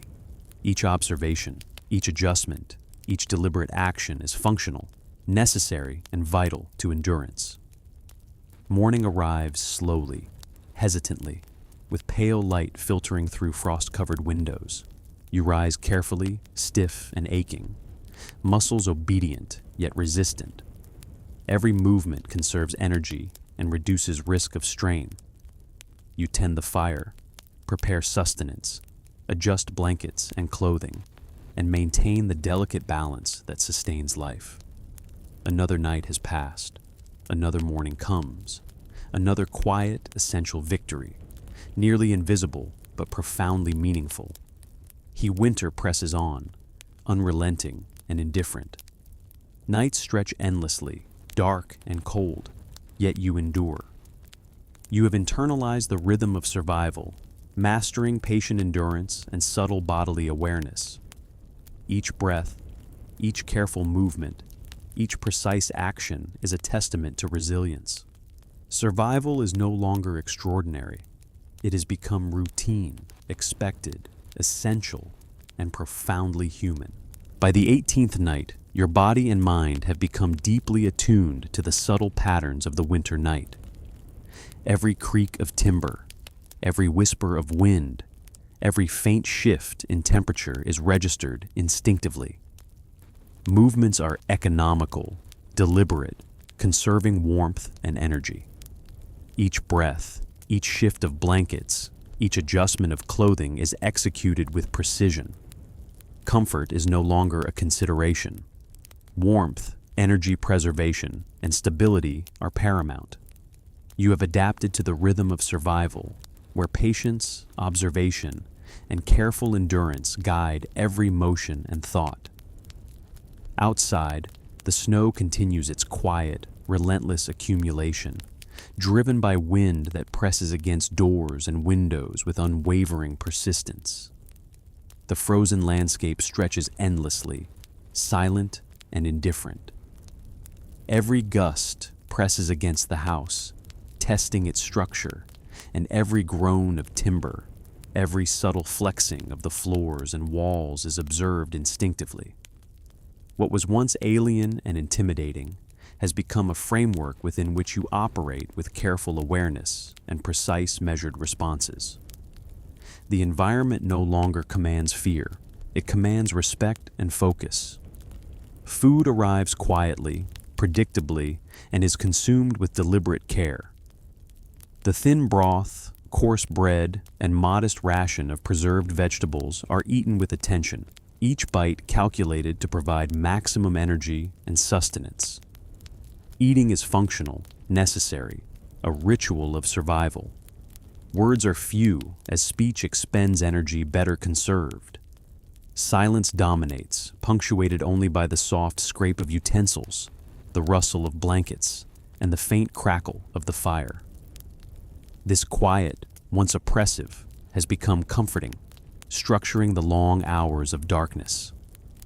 In its constancy, there is subtle reassurance, a reminder that rhythm and pattern persist even in isolation. Evening descends gradually, folding shadows into every corner. Darkness is no longer frightening. It is expected, understood, and integrated into the nightly rhythm. Your eyes are adapted, your body conserves warmth, and your mind has settled into observation, awareness, and anticipation. Movements are minimal, deliberate, and precise. Each action conserves energy and maintains stability. Nothing is wasted. Every breath, every motion, every adjustment is purposeful, functional, and essential. The fire, your constant source of warmth and security, is tended with careful attention. Embers are coaxed into flames, logs added at intervals that balance heat and conserve fuel. Too much flame allows warmth to escape unnecessarily. Too little allows the cold to encroach. You have internalized this balance, responding instinctively to maintain stability. The fire is more than heat. It is continuity, reassurance, and focus. It forms the center of your nightly existence, the constant in the long, dark hours of winter. Sleep is fragmented, shallow, yet vital. You lie curled in blankets, breathing slow and controlled. Every creak of timber, every whisper of wind, every subtle sound is noted instantly. Reflexes remain sharp, senses heightened. Awakenings are expected and integrated seamlessly into the night's rhythm. You shift, recalibrate, and maintain the delicate equilibrium of warmth and energy. Each night is a subtle test of endurance. Each morning, a quiet triumph, nearly invisible but profoundly meaningful. By midnight, the cold has penetrated deep into muscles and joints, indifferent and unrelenting. You curl tighter, press limbs closer to the fire, nestle into warmth wherever possible. Your body has adapted, showing endurance in every precise, deliberate movement. Each breath is measured, each motion intentional. Survival is the mastery of small, consistent choices executed with patience and care. Your mind, during the long, dark hours, focuses on observation and pattern recognition. Every shadow, every subtle shift in air, every faint noise is registered. Awareness has become instinctual, essential. Complacency could be fatal. Even passing thoughts return to fundamentals: warmth, energy, and stability. Each observation, each adjustment, and each small, deliberate action is functional, necessary, and vital to endurance. Morning arrives slowly, hesitantly, pale light filtering through frost-covered windows. You rise carefully, stiff and aching, muscles obedient, yet resistant. Every movement conserves energy and minimizes strain. You tend the fire, prepare sustenance, adjust blankets and clothing, and maintain the delicate balance that sustains life. Another night has passed. Another morning arrives. Another quiet, essential victory, nearly invisible, yet profoundly significant. The winter continues, unrelenting and indifferent. Nights stretch endlessly, dark and cold, yet you endure. You have internalized the rhythm of survival, mastering patient endurance and subtle bodily awareness. Each breath, each careful movement, each precise action is a testament to resilience. Survival is no longer extraordinary. It has become routine, expected, essential, and profoundly human. By the 19th night, your body and mind have become profoundly attuned to the subtle cadence of winter survival. Every sound, the whisper of wind, the groan of timber, the soft crackle of the fire, is registered instantly. Movements are economical and precise, conserving warmth and energy. Each breath, each subtle shift of blankets, each adjustment of clothing is deliberate and purposeful. Comfort is no longer a concept. Survival depends entirely on careful observation, patient endurance, and the consistent execution of small, precise actions. You have internalized the rhythm of the long winter night, where subtlety and patience are the keys to sustaining life.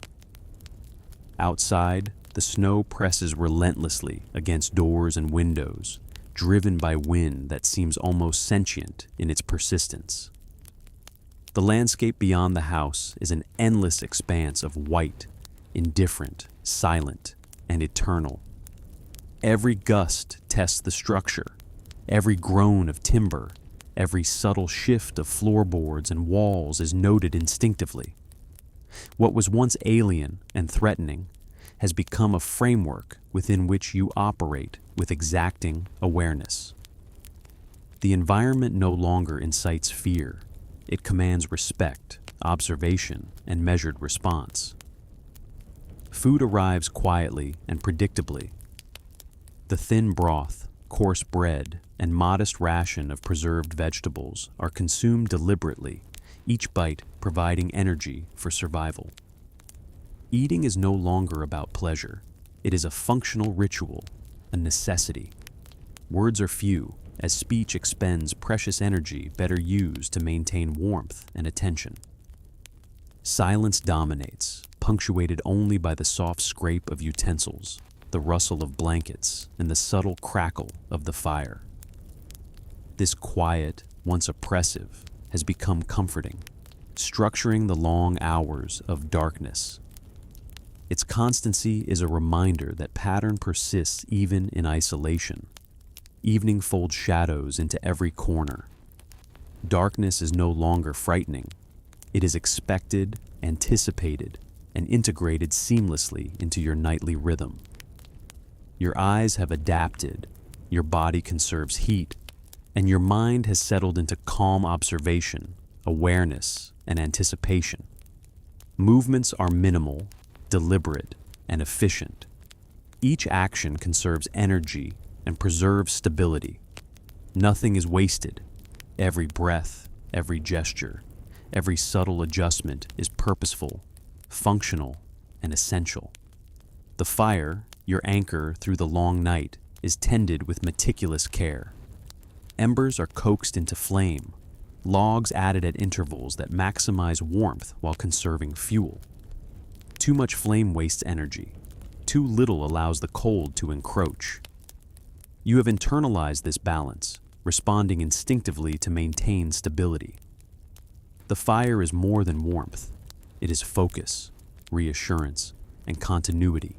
It forms the center of your nightly existence, the constant in the long, dark hours of winter. Sleep is shallow, fragmented, yet vital. You lie curled in blankets, breathing slow and controlled. Every creak of timber, every whisper of wind, every subtle noise is noted instantly. Reflexes remain sharp, senses heightened. Awakenings are expected and integrated seamlessly into the night's rhythm. You shift, recalibrate, and maintain the delicate equilibrium of warmth and energy. Each night is a subtle test of endurance, and each morning is a quiet, uncelebrated victory of survival. By midnight, the cold has penetrated deep into muscles and joints, relentless and indifferent. You curl tighter, press limbs closer to the fire, nestle into warmth wherever possible. Your body has adapted, displaying endurance in every precise, deliberate movement. Each breath is measured, each action intentional. Survival is the mastery of small, consistent choices executed with patience, observation, and care. Your mind, during these long, dark hours, focuses on observation, subtle patterns, and the rhythms of survival. Every shadow, every shift of air, every faint sound is registered and analyzed. Awareness has become instinctual, essential. Complacency could be fatal. Even fleeting thoughts return to fundamentals: warmth, energy, and stability. Each observation, each adjustment, each small, deliberate action is functional, necessary, and vital to endurance. Morning arrives slowly, hesitantly, pale light filtering through frost-laden windows. You rise deliberately, stiff and aching, muscles obedient yet resistant. Every movement conserves energy and reduces strain. You tend the fire, prepare sustenance, adjust blankets and clothing, and maintain the delicate balance that sustains life. Another night has passed. Another morning arrives. Another quiet, essential victory, nearly invisible but profoundly meaningful. The winter stretches on, unrelenting and indifferent. Nights continue endlessly, dark and cold, yet you endure. You have internalized the rhythm of survival, mastering patient endurance and acute bodily awareness. Each breath, each careful movement, each precise action is a testament to resilience. Survival is no longer extraordinary. It has become routine, expected, essential, and profoundly human. By the 20th night, your body and mind are fully attuned to the subtle cadence of long winter nights. Every sound, the whisper of wind, the groan of timber, the faint crackle of the fire, is registered with instinctual awareness. Movements are deliberate, economical, conserving warmth and energy. Each breath, each subtle shift of blankets, each adjustment of clothing is purposeful and precise. Comfort no longer exists as a concept. Survival depends entirely on careful observation, patient endurance, and the consistent execution of small, intentional actions. You have internalized the rhythm of the long winter night, where subtlety, patience, and careful attention are the keys to sustaining life. Outside, the snow presses against doors and windows with relentless determination, driven by wind that seems almost conscious in its persistence. The frozen landscape beyond the house stretches endlessly, silent, indifferent, and eternal. Every gust tests the structure, every creak of timber, every subtle flex of floorboards and walls is noted instinctively.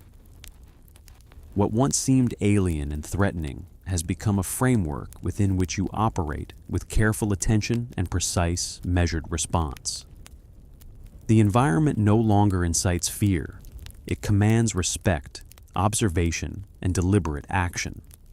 Food arrives quietly, predictably, and is consumed with careful attention.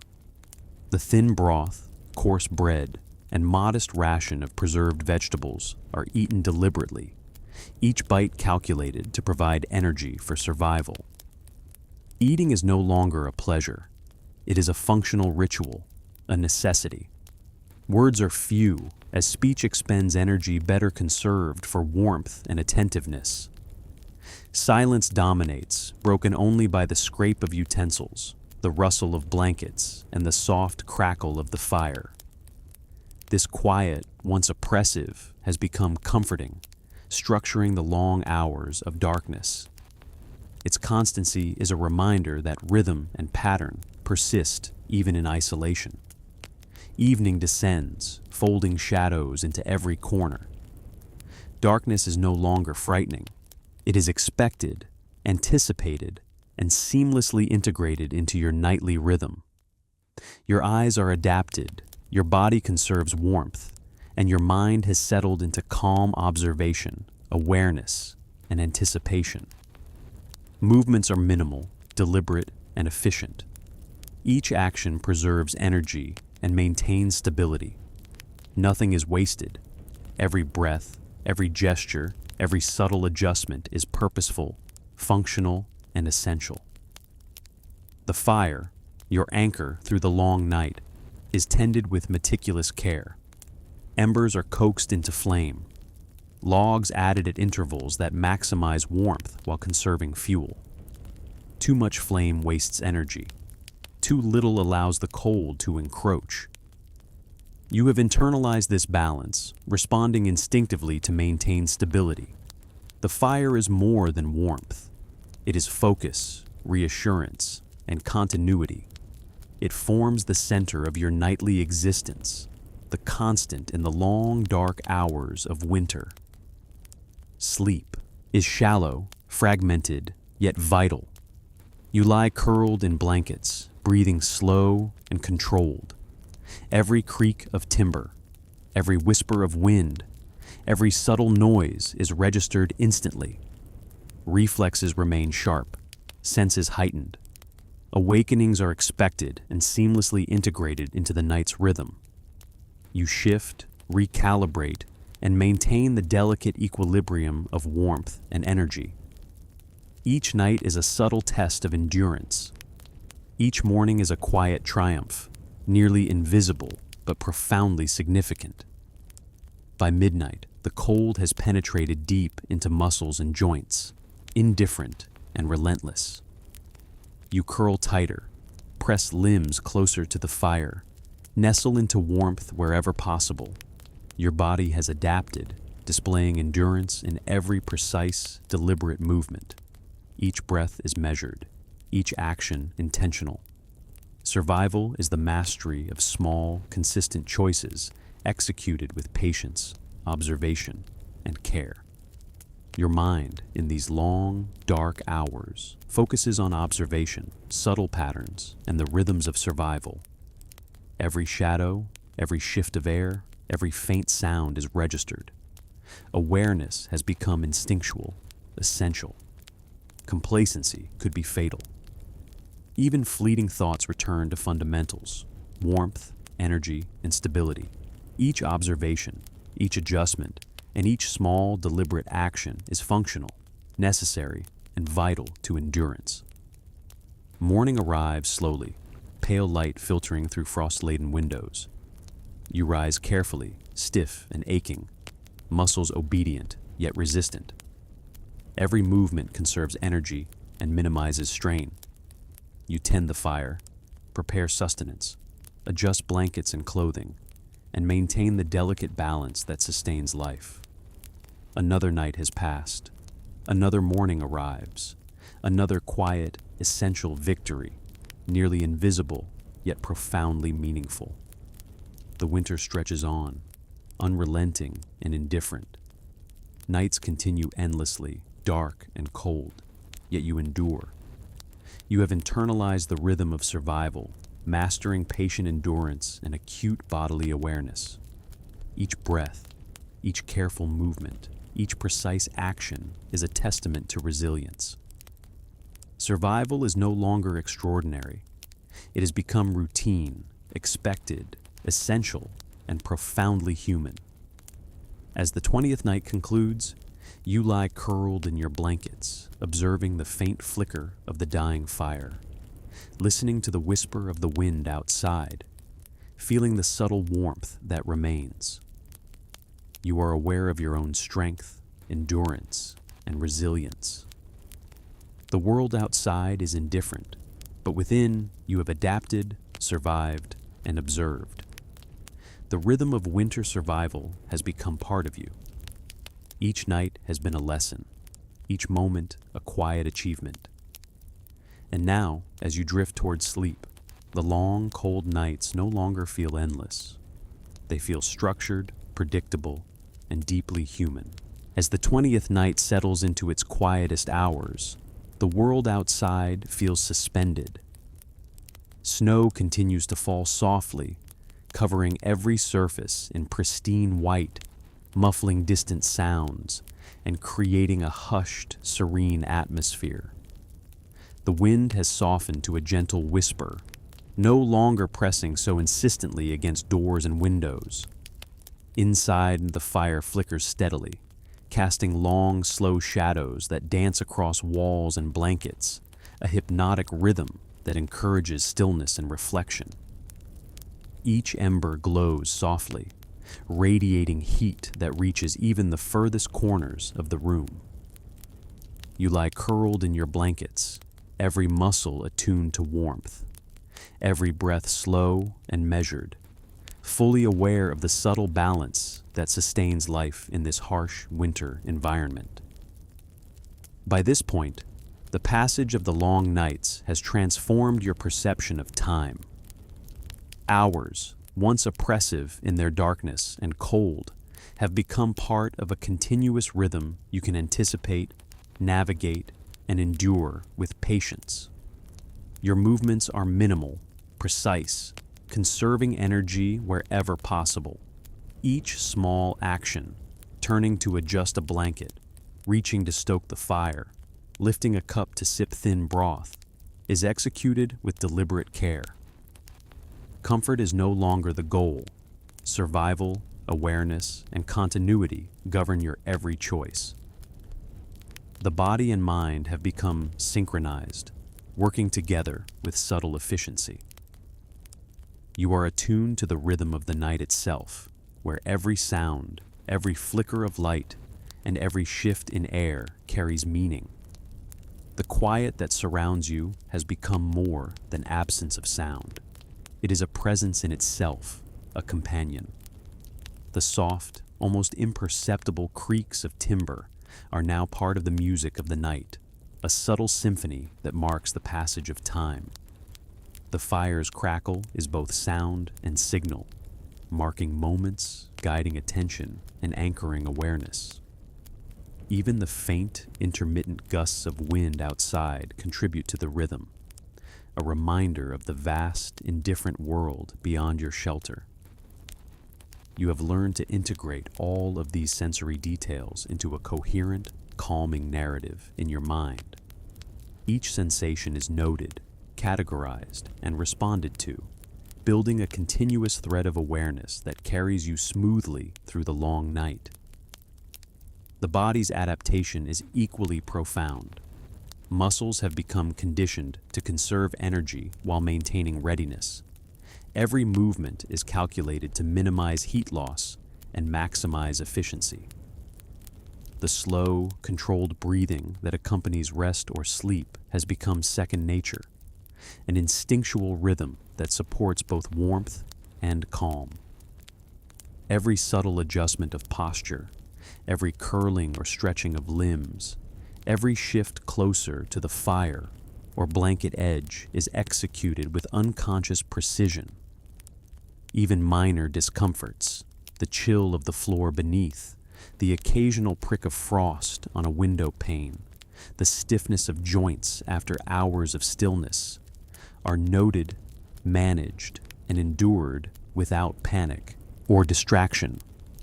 Over time, these small adaptations coalesce into a profound sense of mastery over the environment. The mind, too, has transformed over the course of these long nights. Early fears and anxieties about the cold, isolation, and hunger have been replaced by a steady, measured awareness. Thoughts flow more slowly, deliberately, moving with the same patient cadence that governs bodily actions. You notice details you may have overlooked in earlier nights, the subtle gradations of frost patterns on the window, the interplay of shadow and firelight across the walls, the faint scent of wood smoke mingled with the residual aroma of food. Each observation, integrated with calm, conscious reflection, becomes a meditation in itself. The mind no longer resists the night, it moves with it, in harmony with its rhythm, finding comfort in routine, pattern, and familiarity. As the pre-dawn hours approach, the darkness outside takes on a different quality. It is not empty or threatening. It is vast, still, and protective, a quiet cloak that shields the world from the chaos of daily life. You lie beneath blankets, fully wrapped in warmth, listening to the soft, measured sounds that punctuate the night. Each breath, each heartbeat, each shift in the firelight reinforces a sense of continuity and safety. The night has become a space for reflection and calm, a temporal cocoon that encourages deep awareness of the self, the environment, and the subtle interplay between the two. Even the arrival of light is gentle and gradual. Pale, diffuse rays begin to filter through frost-covered windows, illuminating the room with soft, muted tones. Shadows retreat slowly, and the contours of familiar objects, the fire, the blankets, the rough-hewn furniture, become clearer. You observe the transformation with quiet, measured attention, noting each change, each subtle detail of the morning's emergence. The contrast between night and day is no longer startling. It is a natural progression, an expected rhythm that marks the passage of time. You rise carefully, muscles stiff but responsive, moving with deliberate precision to maintain warmth, comfort, and continuity. The fire is tended once more, embers coaxed back to gentle flames, logs added to maintain a steady, comforting heat. Breakfast is prepared with the same deliberate attention as all meals before it. Thin broth, coarse bread, and preserved vegetables, each consumed methodically to provide energy and sustenance. There is no rush, no distraction, no frivolity. Eating, like every other action, has become a practice in mindfulness, a repetition of deliberate, purposeful choices that sustain both body and mind. Even the smallest actions, adjusting a blanket, sipping broth, shifting a log in the fire, are integrated into a rhythm of survival, calm, and awareness. As the day progresses, you reflect on the passage of the long winter nights. What initially seemed harsh, isolating, and endless has revealed itself to be a space for endurance, observation, and transformation.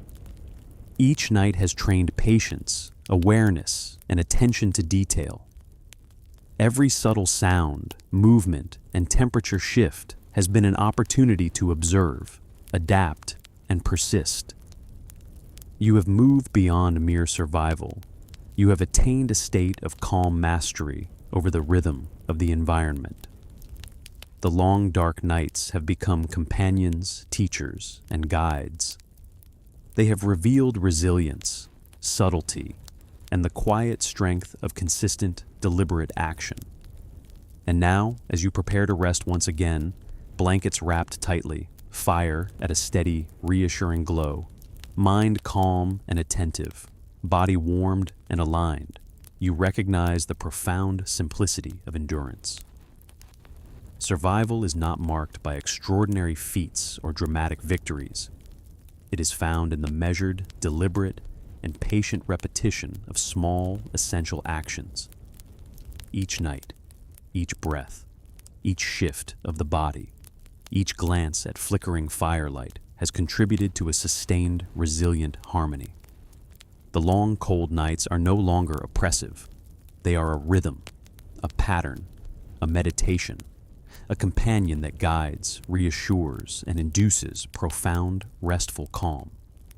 In this way, the experience of a medieval winter night, harsh, quiet, unrelenting, becomes a lesson in patience, awareness, and endurance.